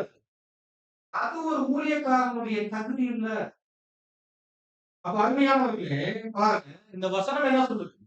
ஒருவன் முதன்மையாக இருக்க விரும்பினால் அவன் என்ன சொல்றாரு? மார்க் 10:44. மார்க் 10:44. எல்லாருக்கும் ஏன்னா அவன் எல்லாருக்கும் ஊழியக்காரன். இது ரொம்ப அருமையான வார்த்தை, கர்த்தர் சொன்ன வார்த்தை. அவன் என்ன ஆகணுமா? எல்லாருக்கும் ஊழியம் செய்யும். அருமையானவர்களே, நின்று ஒரு சப்ஜெக்ட் பேசுவது ஊழியம் இல்லை. ஒரு மீட்டிங் நடத்திட்டு போறது, கனெக்ட் பண்ணிட்டு போறது அது ஊழியம் இல்லை. அதெல்லாம் ஒரு பாகங்கள் அவ்வளவுதான். ஆனா ஒரு மூவருடைய ஆவிக்குரிய ஊழியத்தை நடந்து அவன் என்ன பண்ணணும்? ஒவ்வொரு சகோதர சகோதரிக்காக, சபைக்காக அநேக விஷயங்கள்ல நிக்கணும். செய்யக்கூடிய அருமையான ஏற்பாட்டு சபை யாரெல்லாம் ஏற்படுத்தி தராங்களோ அவர்கள் வந்து அவங்க வேலையை செய்யணும். ஒருவேளை வாய்ப்பு இல்லை, அதை யார் செய்யணும்? அந்த இடத்துல அதை செய்யக்கூடிய இருதயம் ஃபர்ஸ்ட் இருக்கு. நம்மளும் சில அனுபவங்களை கடந்து வரும்போது சில பேர்லாம் அருமையானவர்களுக்கு எத்தனைக்குமே பங்கெடுக்க மாட்டாங்க. எந்த காரியமும் செய்யணும். ஏன் அந்த மாதிரி மனநிலைகள் இருக்கிறாங்க என்பது தெரியாது. ஆனா கர்த்தர் இந்த உதாரணத்தை எங்கேயுமே வைக்கல. யாரை பார்த்து இந்த மனோபாவத்துக்குள்ள போறாங்கன்னு நமக்கு தெரியும். ஒரே ஒரு விஷயம் எடுப்பாங்க. என்ன எடுப்பாங்க தெரியுமா? பேதுரு சொல்லிட்டாரு. சாப்பாடு கொடுக்குற வேலையெல்லாம் டீக்கன் வேலை, ஆவிக்குரிய வேலை மட்டும் எங்க வேலைன்னு சொல்றாரு அப்படின்னு சொல்லுவாங்க. உண்மையானவர்களே, அந்த காலப்படி, அந்த சமயம், அந்த தருணம் இதையெல்லாம் கடந்து அப்போஸ்தலர்களுக்கு கர்த்தர் கற்றுக் கொடுத்த விஷயம், அந்த பாயிண்ட்ல என்ன வார்த்தை வருதுன்னா, எந்த கனமான ஊழியத்தை மற்ற சகோதரர்களுக்கும் எவ்வளவு தாழ்ந்த ஊழியமாக இருந்தாலும் அவைகளை எடுத்துக்கொள்ளக்கூடியவர்களாக ஒவ்வொரு சகோதர சகோதரியும் விசேஷமா சபையின் ஊழியர்கள் காணும். இந்த கனமான வாய்ப்புகளை மற்றவங்களுக்கு கொடுத்துட்டு என்ன பண்ணணும்? எது தாழ்ந்த ஊழியங்கள் இருக்குது, யாரும் கருத்தில் எடுத்துக்கொள்ளாத ஊழியம் என்ன இருக்கு, அதையே எடுத்து செய்யக்கூடியவர்களாக யார் இருக்கும்? அந்த மனமாவது இருக்கும். இதெல்லாம் என்ன கவனிக்கக்கூடிய ரொம்ப முக்கியமான விஷயம். ஆகவே கர்த்தருடைய வார்த்தையின்படி அவர் ஊழியக்காரனாக இருக்கணும். முதல் பாயிண்ட் அவர் மனத்தாழ்மை உடையவராக இருக்கணும். அவர் மனத்தாழ்மை உடையவர் என்பதை நீங்க எங்க பார்த்துக்கலாம்? சபையில அவருடைய ஆவிக்குரிய ஊழியர் மட்டும் இல்ல, அவர் ஒவ்வொருவருக்காகவும் செய்யக்கூடிய ஊழியம் அதுல நீங்க பார்க்கணும். அவருடைய பிரயாசங்கள், அவருடைய நோக்கங்கள். ஒரு தாழ்ந்த ஊழியம் ஒரு சகோதரன் சொல்றாருன்னு வைங்க, அதை அவர் செய்வாரு. அதை அவர் செய்யறது நம்முடைய மனத்தாழ்மை என்ன பண்ணிருக்கோம் அதெல்லாம் நம்ம பார்த்துருக்கோம். அதான் அருமையானவர்களை கவனிக்கக்கூடிய இரண்டாவது பாயிண்ட் நம்ம பார்த்தோம். முதல் பாயிண்ட் மனத்தாழ்மை முறையே ஒருவரை சபை மூப்பராக பெற்றிருக்கிறோம். இரண்டாவது அவர் கர்த்தருடைய ஊழியக்காரனாய் அவர் என்ன அவருடைய வார்த்தையின்படி ஊழியக்காரனாய் அவர் பண்ணப்படும். அதுதான் இந்த வார்த்தை. மத்தேயு 20:27 10:44 அடிப்படையில் அவர் என்ன ஊழியக்காரனாக வேலைக்காரனாக ஒரு வேலை செய்யணும். அவர் மூணாவது விஷயம் வசனத்தில் இருக்கக்கூடிய விஷயங்கள் தான். வசனம் காமிக்கிறேன், நான் பாயிண்ட் பண்ணிருக்கு. ஊழியக்காரர் அவர் ஒரே மனைவியுடைய புருஷனாகவும் குடும்பத்தை நன்றாய் நடத்துகிறார். அவர் யோக்கியதை உள்ளவராகவும் இருக்கும். மூணுமே வருது. தீர்க்கத்திலே வந்துருதா? இந்த மூணையும் நீங்க வரிசைப்படுத்துனீங்கன்னா அது ரொம்ப அருமையான ஒரு கோர்வை, ஒரு கனெக்ஷன் இருக்கு. அவர் ஒரே மனைவியுடைய புருஷனும் குடும்பத்தை பிள்ளைகளை நடத்துகிறவராய் நன்றாய் நடத்துகிறவராய் அடுத்து யோக்கியதை உள்ளவராய். இது எதை காமிக்கிறதுனா அப்படின்னா அவர் ஏறத்தாழ அவருடைய வாழ்க்கையில பாவத்தை முற்றிலும் ஒழித்தவராக அவர் காணப்படும். எப்படி இருக்கணும்? பாவத்தை ஏறத்தாழ ஒழித்தவராக, ஒரு ஆரோக்கியமான ஆவிக்குரிய வாழ்க்கை வாழ்கிறவராக, பரிசுத்தத்தில் சபைக்கு ஒரு மாதிரியாக அவர் காணப்படணும். புரியுதுங்களா? அதைத்தான் அது காண்பிக்கப்பட்டிருக்கு. நீங்க எல்லாம் வயது பெரியவர்களும் அனைவரும் குடும்பம் சார்ந்த ஏற்பாட்டுல இருக்கிறதுனால இந்த வசனத்தை எல்லாம் இந்த வார்த்தைகள் எல்லாம் நீங்க புரிஞ்சுக்க முடியும். ஒரே மனைவி உடையவராக, குடும்பத்தை நடத்துகிறவராக, யோக்கியதை உள்ளவராக. இந்த காலகட்டங்கள் அருமையானவர்களே, இந்த காலகட்டம் இல்லை, அந்த காலத்துல இருந்தே இதுல மிஸ் ஆகக்கூடியவங்களா இருந்திருக்கிறார்.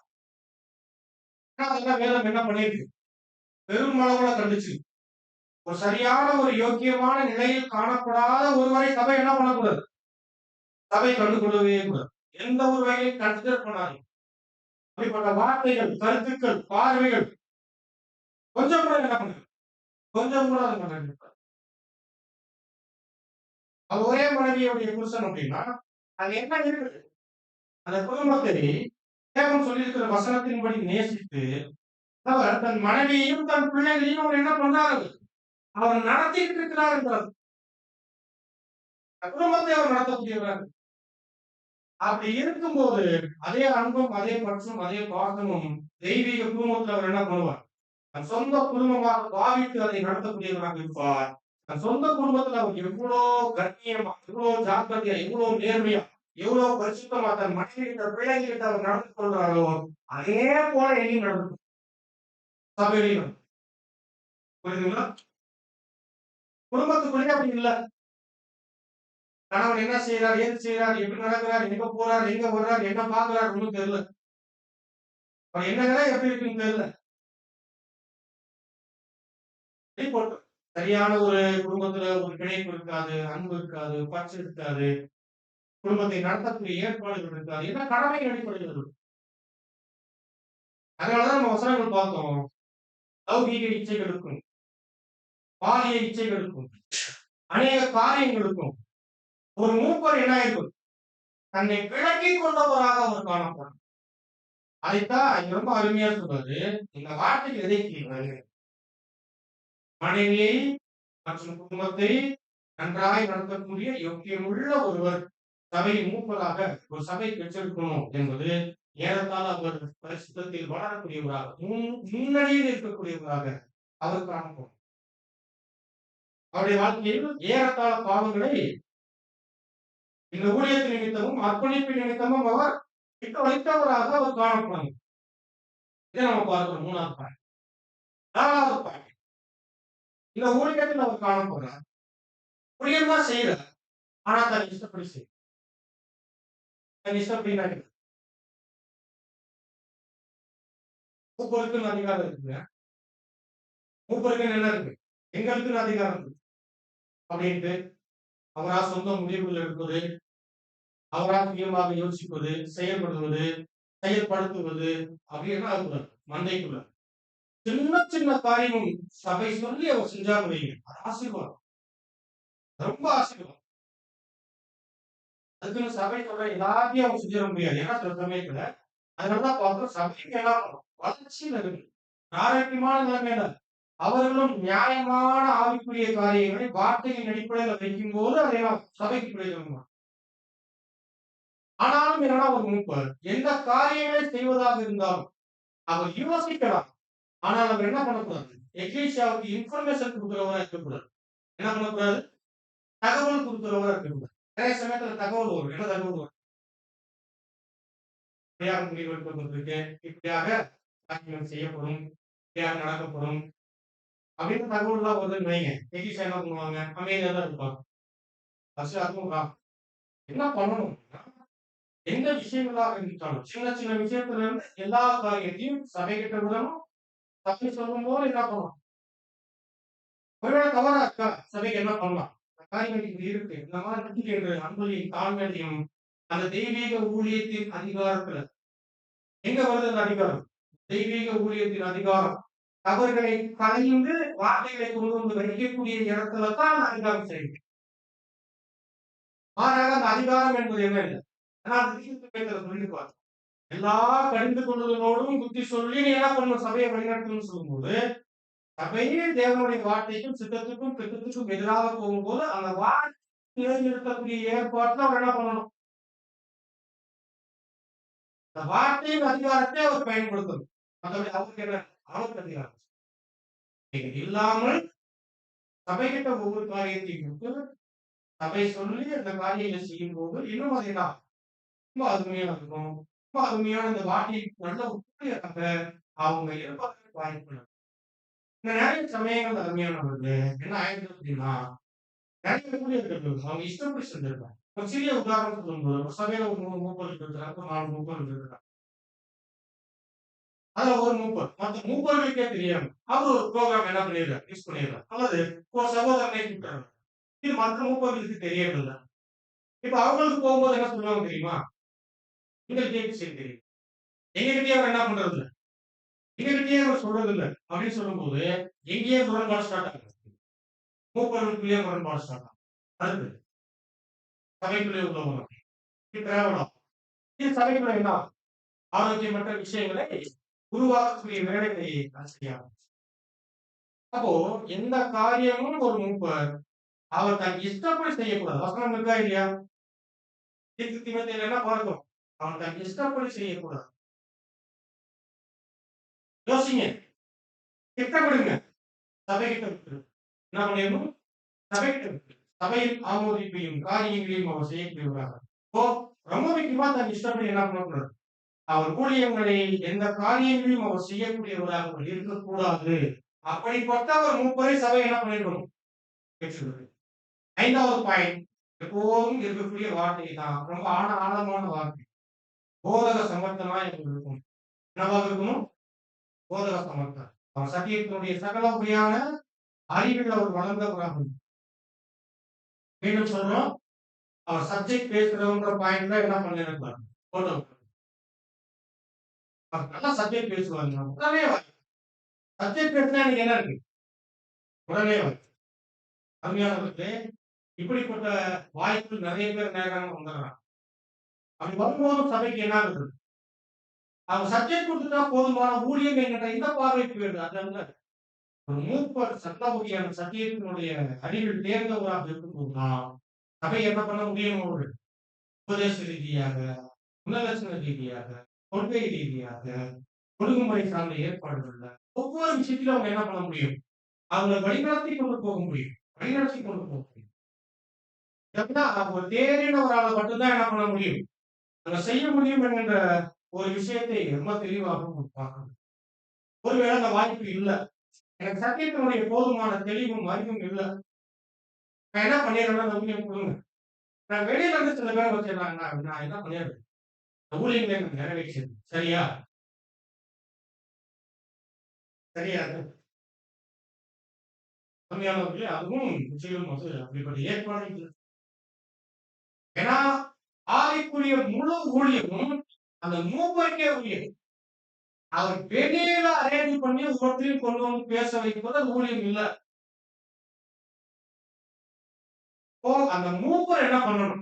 மந்தைக்கு ஆவிக்குரிய முழு ஊழியத்தை செய்யணும். அவருடைய பொறுப்பு, அவருடைய பொறுப்பு. ஆகவே அருமையானவர்களே, பாருங்க, அவர் போதக சமர்த்தனாக இருக்கிறார். ஆவிக்குரிய சத்தியத்தின் அறிவை அவர் நன்கு பெற்றவராக இருக்கும். சகல வகையான உபதேசத்தினுடைய காரியங்களை தேர்ந்தவராக இருக்கும். அதனாலதான் பாருங்க, ஆரோக்கியமான உபதேசத்தை என்ன பண்ணணும்? ஆமா, நீ சபைக்கு சொல்லக்கூடியவராக இருக்கணும். இதையெல்லாம் நம்ம வசனங்களும் பார்ப்போம். 6வது விஷயம் நம்ம பார்க்கும்போது ரொம்ப முக்கியமா, ஒரு மூப்பருடைய ஊழியம் அது மந்தைக்கு எப்படி இருக்கணும்? சபைக்கு எப்படி இருக்கணும்னா, சபையின் நல்லுறவில் அவர்கள் வளரக்கூடியவர்களாக இருக்கும். சபை எப்படி இருக்கணும்? ஒரு நல்ல உறவுல அவங்க வளரணும். சபைக்குள்ள நல்ல உறவு இருக்கா? சகோதர சகோதரிகளுக்குள்ள ஒரு கிறிஸ்தவின் அன்னைக்கு ஒரு பாண்டிங், ஒரு பிணைப்பு இருக்குதா? இருக்கா? இருக்கணும். வார்த்தையின் அடிப்படையில் இல்ல, இருதயத்தின் அடிப்படையில என்ன அந்த ஒரு பிணைப்பு அங்க இருக்கணும். அப்போ சபை ஒரு நல்ல உறவுல இல்லாமல் அவர்கள் இருக்கணும். அப்ப அந்த ஊழியர் என்னவாக இருக்கணும் தெரியுங்களா? வசனம் பாருங்க, ரோமர் 12ஆம் அதிகாரம் 10வது வசனம். யூதரிலும் கிரேக்கரிலும் எவன் நன்மை செய்கிறானோ அவனுக்கு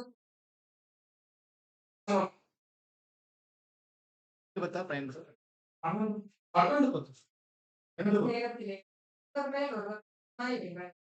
பண்டிகையிலே ஒருவர் பாருங்க என்ன வருது? 12 சொல்றாங்க. சகோதர சிநேகத்திலே ஒருவர் மேல் ஒருவர் பட்சமாயிரு. எப்படி இருக்கணும்? அவங்க எக்லீசியா எப்படி இருக்கணும்? சகோதர சிநேகத்துல பட்சமா இருக்கணும். ஒருத்தருக்கு ஒருத்தர் எப்படி இருக்கணும்? அன்புடையும் பட்சம். அந்த ஒரு பட்சம் என்ன சொல்லலாம்? யாரும் யாரையும் விரோதித்து பகைத்து தள்ளி அதளவுக்கு கடுமையான எரிச்சல்களோ கோபங்களோ பிரிவினைகளோ சண்டைகளோ இல்லாமல் ஒருவர் மீது ஒருவர் என்ன பட்சமாக இருக்கக்கூடிய அந்த சகோதர சிநேகம். ஒரு எக்லீசியா ஒரு நல்ல உறவுல இருக்கிறான், அன்போடு இருக்கிறான், ஒருவருக்கு எப்படி இருக்கிறான்? இந்த சகோதர சிநேகத்துல பட்சமா இருக்கிறான். அவன் பட்சபாதம் உள்ளவர்களாக இல்ல என்கின்ற அடிப்படையில ஒரு எக்லீசியா தான் பட்சமா இருக்கணும். அப்படிப்பட்ட ஊழியத்தை யார் செய்யணும்? ஆனா இன்னைக்கு எக்லீசியாவுக்குள்ள இன்னைக்கு சகோதரனுக்குள்ள அந்த பச்சாபாதம் வருவதற்கு காரணமே யாராக மாறியிருக்கான்? மூப்பர்களாகவே ஆவதற்கு வாய்ப்புகள் இருக்கு. ஒரு மூப்பர் இன்னொரு மூப்பரை பத்தி ஒரு சகோதர சகோதரிகிட்ட போய் பேச ஆரம்பிக்கிறான்னு வைங்க, அங்க என்ன நடக்க ஆரம்பிக்கும்? இதுதான் சகோதரர்கள் மீது இருக்கக்கூடிய அன்பு மாறும். இப்ப ஆட்டோமேட்டிக்கா சபைக்குள்ள என்ன ஆகும்? பிரிவினைகள் உருவாகும். இந்த இடத்துல அடுத்து என்ன உருவாகும்? சகோதர சிநேகம் போய்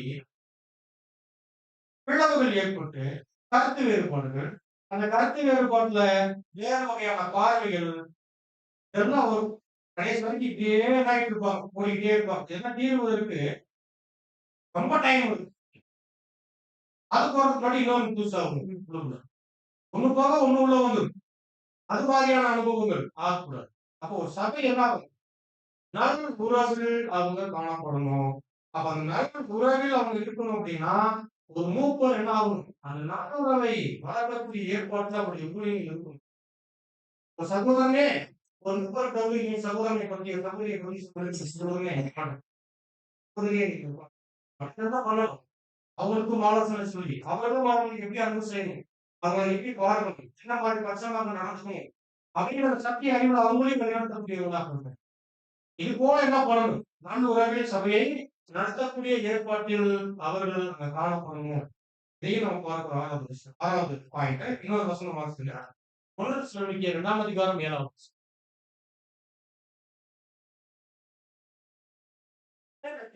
நடந்து பால் கொடுக்கிற தாயானவள் பிள்ளைகளை காப்பாற்றி வாசிக்கா என்னவா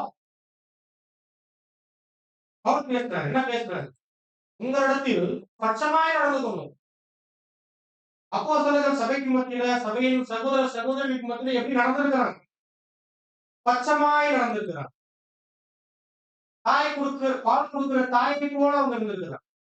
அப்ப ஒரு தாய் பிள்ளைகள் மீது எப்படி இருப்பாங்க? எப்படி இருப்பாங்க? பட்சமாய் இருப்பாங்க, பற்றா இருப்பாங்க, அன்பா இருப்பாங்க.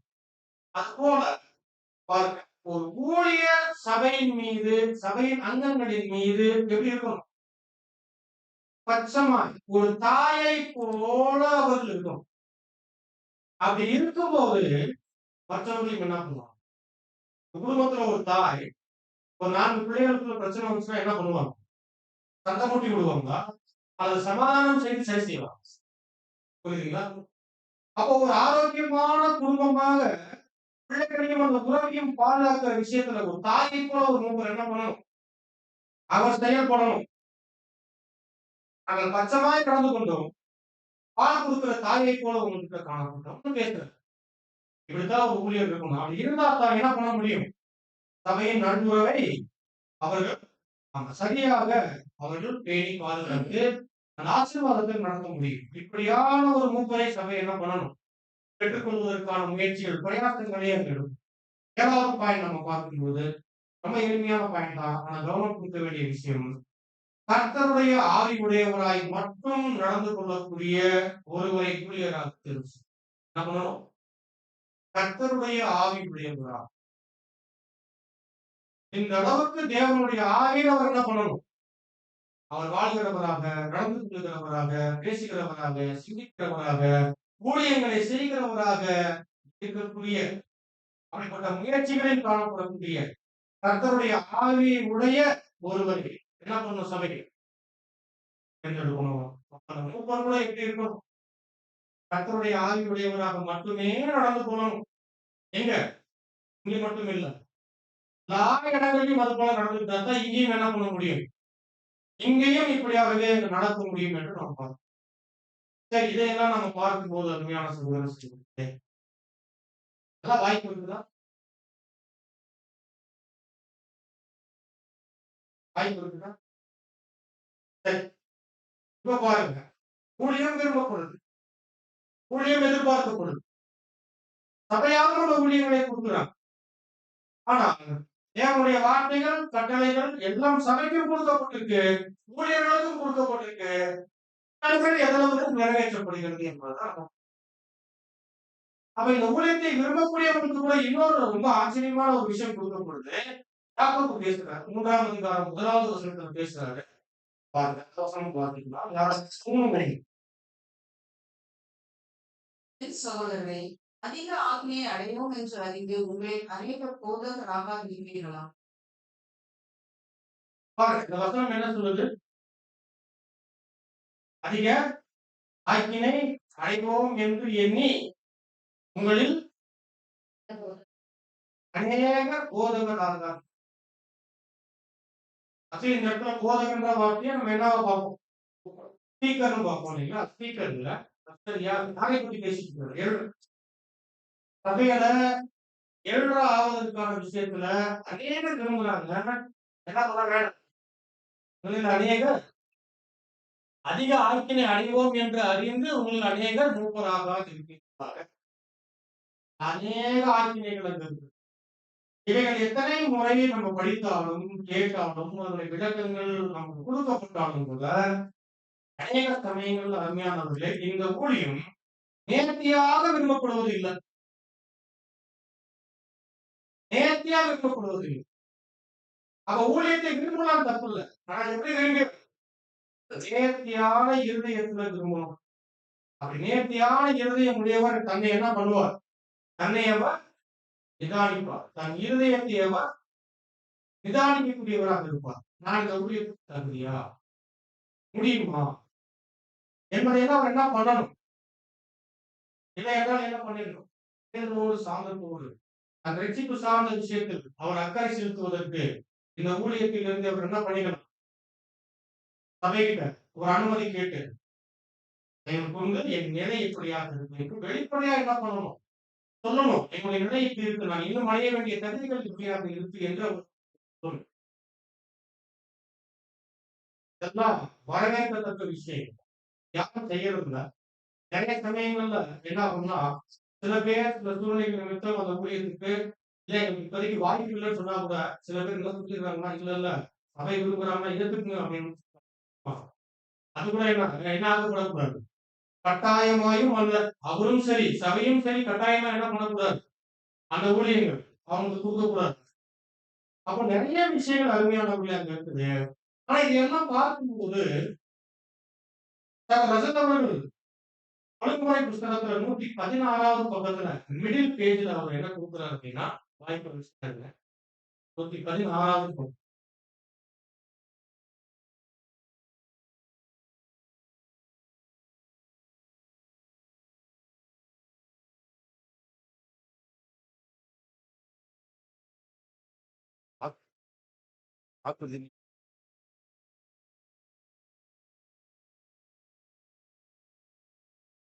வந்துருச்சு.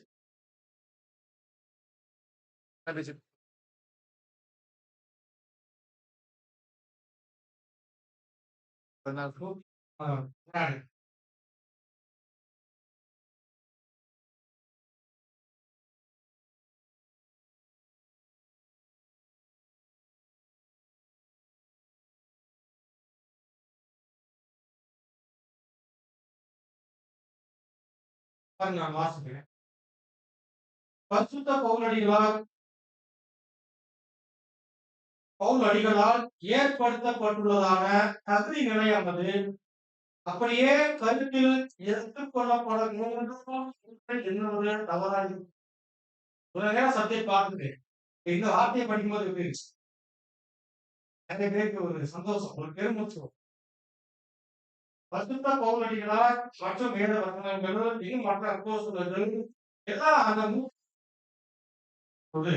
அது அப்படியே ஏற்றுக்கொள்ள வேண்டும் என்பது தவறா இருக்கும் என்று அவங்களே சொல்றாங்க. அப்படியும் பாருங்க, உண்மையாகவே இந்த வார்த்தையின் அடிப்படையில அந்த வசனத்தின் அடிப்படையில் அப்படியே யாராவது இருக்கிறாங்களா அதையும் பேசுறாங்க. ஏனெனில் எவருமே இந்த தகுதி அனைத்திலும் முழுமையான நிலையில் காணப்படுவதில்லை. என்ன சொல்றாரு? யாருமே இந்த தகுதிகளின் அடிப்படையில முழுமையா யாருமே காணப்படுவது இல்லை. அப்போஸ்தலர் சிறந்த ஒரு மூப்பர் எப்படி இருப்பார் என்று தெரியும். என்ன சொல்றாரு? இருப்பார் என்று எதிர்பார்க்க முடியாது, அப்படியே அதை எடுத்துக்கொள்ள முடியாது. என்ன சொல்றாருன்னா, ஒரு சிறந்த மூப்பர் எப்படி இருப்பார்ன்றதான் என்ன பண்ணிட்டு இருக்கு? வசனங்கள் பேசிட்டு எல்லா காரியங்களும் நமக்கு கொடுத்திருக்கு. அப்போ ஒரு சபை ஒரு சிறந்த மூப்பரை என்ன பண்ணணும்? தேர்ந்தெடுக்கணும். அப்ப ஒரு சிறந்த மூப்பர் எப்படி இருப்பார்? 100% அடிப்படையில பொருத்தி பார்த்தால் அவர் இருக்க மாட்டார். ஆனால் அவர் சிறந்தவராக இருப்பார். நாம பொருத்தி பார்க்கக்கூடிய இந்த வார்த்தைகள், வசனங்கள், கட்டளைகள் எல்லா ஏற்பாட்டையும் அவரை பொருத்தி பார்க்கும்போது ரொம்ப சிறப்பானவராக இருக்கணும். அப்ப இதை நம்ம கவனிக்கணும். ஆகவே அருமையானவர்களே, தகுதிகளை 100% பொருத்தி பார்க்க வேண்டாம். ஆனால் அதே சமயத்துல ஒரு மூப்பர் இப்படித்தான் இருக்கணும் என்கிற விஷயத்துல அவர் எப்படி இருக்கணும்? அவர் சிறந்தவராக அவர் காணப்பட வேண்டும். அப்போ அருமையானவர்களே, நீங்க நடத்திக்க போறீங்க சபைக்கான ஊழியர்களை தெரிவு செய்யக்கூடிய ஏற்பாட்டுல நீங்க என்ன பண்ண போறீங்க? வாய்ப்புல கடந்து போகும். இன்னும் காலங்கள் இருக்கு. நிறைய விஷயங்கள், சத்தியங்கள் எல்லாம் வந்து சகோதரன் கொடுப்பாங்க. என்ன கேட்கிற பாடம் நமக்கு இன்னையோட விட்டுற மாட்டோம். அடுத்து வரக்கூடிய பாடம் கேட்போம். அப்ப அதையும் விட்டு மாட்டோம். ஆனா இப்படி வரும்போது நீங்க பாருங்க அப்படின்ட்டு எப்பயும் போல நம்ம செஞ்சுட்டு நம்முடைய வேலையை இது பண்ணிட்டு போயிடும். இல்லாமல் ஆரம்பத்திலே பார்த்தது போல அருமையானவர்களே, மீண்டும் அந்த ஆதார வசனத்தை நம்ம வாசிக்கலாம். அப்போஸ்தல நடவடிக்கைகள் 20ஆம் அதிகாரம் 28வது வசனம். குறித்தும் தேவன் தம்முடைய ரத்தத்தினாலே சம்பாதித்துக் கொண்ட தம் சபையை காரியங்கள் கண்காணிகளாக வைத்து தந்தை முழுவதையும் குறித்து எச்சரிக்கையாய் இருங்கள். ஆமா. இதுக்குதான் ஆரம்பத்துல விளக்கம் பார்த்தோம். இந்த வசனத்தின் அடிப்படையில் ஒவ்வொருவரும் தங்களை தாங்களே நிதானித்துக் கொள்ளக்கூடியவர்களாக, விசேஷமா ஊழியர்கள் தங்களுடைய இருதயத்தை நிதானித்துக் கொள்ளக்கூடியவர்களாக, ஆராய்ந்து கொள்ளக்கூடியவர்களாக அவர்கள் காணப்பட்டு இந்த தெய்வீக காரியத்தில் ஒவ்வொருவரும் ஈடுபடும் போது ஒரு தகுதியான, முடிந்த அளவுக்கு தகுதியான ஊழியர்களை, இந்த பகுதியில் இன்னும் சில வார்த்தைகள் இருக்கு. வாசகத்தை 16வது பக்கத்தில் இப்படியாக பெரும்பாலும் இந்த தகுதிகளே இல்லாத இடத்தில் மட்டுமே மூவர் காணப்படாமல் இருக்கலாம். அப்போ நமக்கு மத்தியில் என்ன பண்ணிடணும்? சிறந்த மூப்பரை தேர்ந்தெடுப்பதற்கான பிரயாசங்கள், முயற்சிகளை நம்ம என்ன பண்ணிடணும்? முடிந்த அளவுக்கு நாம் செய்யக்கூடியதுதான். சபை என்ன பண்ணிடுறாங்க? ஒரு நடைமுறையின் விஷயங்கள் நம்ம சொல்லிடுறோம். சபை என்ன பாக்குறாங்கன்னா, சக்தியான ஒருவரை எப்படி அவங்க விடுறாங்க என்பது சில விஷயம். அவர் ரொம்ப பேசிட்டே இருக்கிறாரு. அவரு பாடம் முடிஞ்சா அவரு நிமிஷம் 3 நேரம் பண்றாரு. அவர் இப்படி பேசியிருக்காரு, அப்படி பேசியிருக்காரு அப்படிங்கிற விஷயங்கள்லாம் பார்க்கும்போது சில அற்பமான விஷயங்கள் நிமித்தம் அருமையான ஊழியத்தில் வாய்ப்பு இருக்கக்கூடியவங்க எல்லாம் நிராகரிக்கப்படக்கூடிய விஷயங்களை பார்க்க முடியும். ஆக்சுவலி அதெல்லாம் என்னன்னா அமர்ந்து பேசி சரி செய்து கொள்ள வேண்டிய விஷயங்கள். சகோதரரே, எங்களுக்கு இதெல்லாம் கஷ்டமா இருக்கு, இந்த மாதிரி இருக்கு, நீங்க இது பண்ணுங்க, அது பண்ணுங்க, நம்ம என்ன பண்ணிருக்கோம், அதையெல்லாம் இது பார்த்து நம்ம தெரிவிக்க வேண்டிய காரியம். அது நிமித்தம் என்ன ஆயுது அப்படின்னா, நிறைய சமயங்கள்ல அற்பமான சிறு சிறு காரியங்கள் நிமித்தமாக அருமையான சில சகோதரர்களுக்கு அந்த வாய்ப்புகளை கொடுக்காமல் என்ன நடந்தது என்று நம்ம கவனிக்கும் போது எதார்த்தமா ஓகே, ஊழியம் தானே, யாருக்காவது கொடுக்கணும் தானே, சரி தான் இந்த வருஷம் இவருக்கு கொடுக்கும், ஆனா இந்த வருஷம் இவருக்கு கொடுப்போம் அப்படின்னு என்ன பண்ணிடுறாங்கன்னா ஒரு சோதனை முயற்சியில சபை இறங்கிறாங்க. அப்படிலாம் என்ன பண்ணக்கூடாது. அந்த மாதிரி எல்லாம் பண்ணாமல் இந்த அளவுக்கு தேவனை வெளிப்படுத்தும், தேவனுடைய சித்தத்தை வெளிப்படுத்தக்கூடிய ஏற்பாட்டுல எல்லாம் கவனித்து நம்ம மத்தியில் இருக்கக்கூடிய அருமையான சகோதரர்கள் யார் யார் வந்தா, யார் யார் என்னென்ன ஊழியர்கள் செய்வாங்க, யார் யார் சிறந்தவர்களாக இருக்காங்க, இதையெல்லாம் என்ன பண்ணணும் நம்ம பார்க்கணும். ரொம்ப முக்கியமா ஒரு ஊழியக்காரராக ஊழியக்காரராக அப்போ மந்தையின் மூப்பர்கள் இப்படி. உதவிக்காரர்களை பத்தி பார்க்கும்போது உதவிக்காரர்கள் கூட ஏறத்தாழ ஆவிக்குரிய விஷயத்துல அவங்களும் என்னாகும், அவங்களும் அவருடைய வளர்ச்சியில, அவங்களும் அந்த சத்தியத்தின் அறிவுல, அந்த பக்குவப்பட்ட நிலைமையில அவர்கள் ரொம்ப முக்கியமாக இருப்பாங்க. இறுதியான ஒரு காரியம் ஆலோசனை கொடுக்கிறார் அப்படின்னா, பாடத்தினுடைய இறுதி சகோதரர் என்ன சொல்றாரு அப்படின்னா, அருமையானவர்களே, ஒவ்வொரு சபையினுடைய மூப்பர்களும் அவர்கள் அவர்களுடைய வேலைகளை செய்யக்கூடியவர்களாக என்ன செய்யும், அடுத்த வேலையில தலையிடுவதோ, அடுத்த காரியங்களில் தலையிடுவதோ, மற்ற விஷயங்களில் தலையிடுவதோ, இப்படித்தான் என்ன ஆயிருதுன்னா ஊழியர்கள் அதிகம் கிடைக்க பெற்றும் கூட, ஊழியர்கள் பிரிக்கப்பட்டு செயல்பட்டாலும் கூட என்ன ஆயிரும் அப்படின்னா ஒருவர் இன்னொருத்தருடைய காரியங்களில் தலையிடுவது வைப்பது என்று பல விஷயங்கள் என்ன ஆகுதுன்னா இதுலயும் சபை என்ன ஆயிடுதுன்னா ஒரு பெரிய பாடுபட்டு மூப்பர்களாலே இப்படியெல்லாம் இல்லாதபடிக்கு ஆரோக்கியமான நல்ல நேர்த்தியான சபையின் மீது வசனத்தின் அடிப்படையில மந்தையும் சரி, அதே போல மூப்பர்கள் ஊழியர்களும் சரி, இந்த எச்சரிப்பு உணர்வோடு எச்சரிப்பு என்ன? தங்களை குறித்து பற்றி தன்னுடைய இருதயத்தை குறித்து தங்கள் நிலை குறித்து அவர்கள் நிதானித்து அறிந்து என்ன பண்ணணும்? மந்தைக்கான காரியத்துல அவர்கள் அக்கறை செலுத்தக்கூடியவர்களாக இருக்க வேண்டும் என்பது அவை முடிந்த அளவுக்கு ஒரு பிரயாசம் ஒரு எகிழ்ச்சி எடுக்க ஆரம்பிச்சிட்டாங்க. நம்ம வளரணும், கர்த்தருடைய சாயலை அடையணும், ஒரு வளமையில் நம்ம என்ன ஆகணும்? ஆவிக்குரிய வளமையில் பெருகணும். அதுக்கு கர்த்தருடைய கிருபையும் ஆசீர்வாதமும் இல்லாமல் நம்மளால என்ன பண்ண முடியாது, ஆக முடியாது. அப்ப அந்த ஆசீர்வாதங்கள் சபைக்கு வரணும்னா யார் மூலியமா தான் கிடைக்கும்? நம்ம சரியாக தேர்ந்தெடுக்கக்கூடிய நேர்த்தியான அருமையான ஊழியர்கள் வழியாக மட்டுமே கர்த்தருடைய ஆசீர்வாதங்கள் வரும். அப்போ அதை செய்யாத பட்சத்துல அந்த ஆசீர்வாதங்களுக்கு தடையாக யாரை மாறியிருக்கு? சபையாரை மாறிடுறாங்க. தகுதியான ஊழியர்களை தேர்ந்தெடுத்து கர்த்தருடைய கருத்து ஒருவேளை தேர்ந்தெடுக்கும் போது தகுதியா இருப்பார். காலப்போக்கில் இவர் மாறிட்டாங்க வைங்க, அப்பயும் கர்த்தருடைய ஆசீர்வாதங்கள் என்ன சபைக்கு இவரே தடையாக மாறி. அப்ப இந்த விஷயங்கள்ல சபை ஆசீர்வாதமாக வளமையாக இருக்கணும் அப்படின்னா சபையின் பங்கும் ரொம்ப முக்கியம். அந்த ஊழியத்தை பெற்றுக்கொள்ளக்கூடிய ஊழியர்களுடைய நிலைப்பாடும் அவங்களுடைய விசேஷித்த நிலைகளும் ரொம்ப முக்கியமாகும். ஆகவே இது எப்படி ஒரு சபை ஆவிக்குரிய வளமையின் ஆசீர்வாதத்தில் முன்னேற முடியும் என்றால் முடிந்த அளவுக்கு தேவனுடைய சித்தத்தின்படி வசனத்தின்படி சபையாரும் ஊழியர்களும் செயல்படும் இணக்கமான மனநிலையில் அவர்கள் செயல்படும் போது மட்டுமே என்ன நாம ஆசீர்வதிக்கப்பட்ட சபையாக ஆசீர்வாதமான சபையாக வளர்ந்து போக முடியும். தேவன் தாமே இப்படியாக வரக்கூடிய காலத்தில் வளர்ந்து ஒரு விசேஷித்த கர்த்தருடைய சபையாக தெய்வீக குடும்பமாக மட்டுமே காலத்தில் நீங்க வளர்ந்து போவதற்கு தேவன் எல்லாருக்கும் கிருபை இறக்கம் செய்வாராக.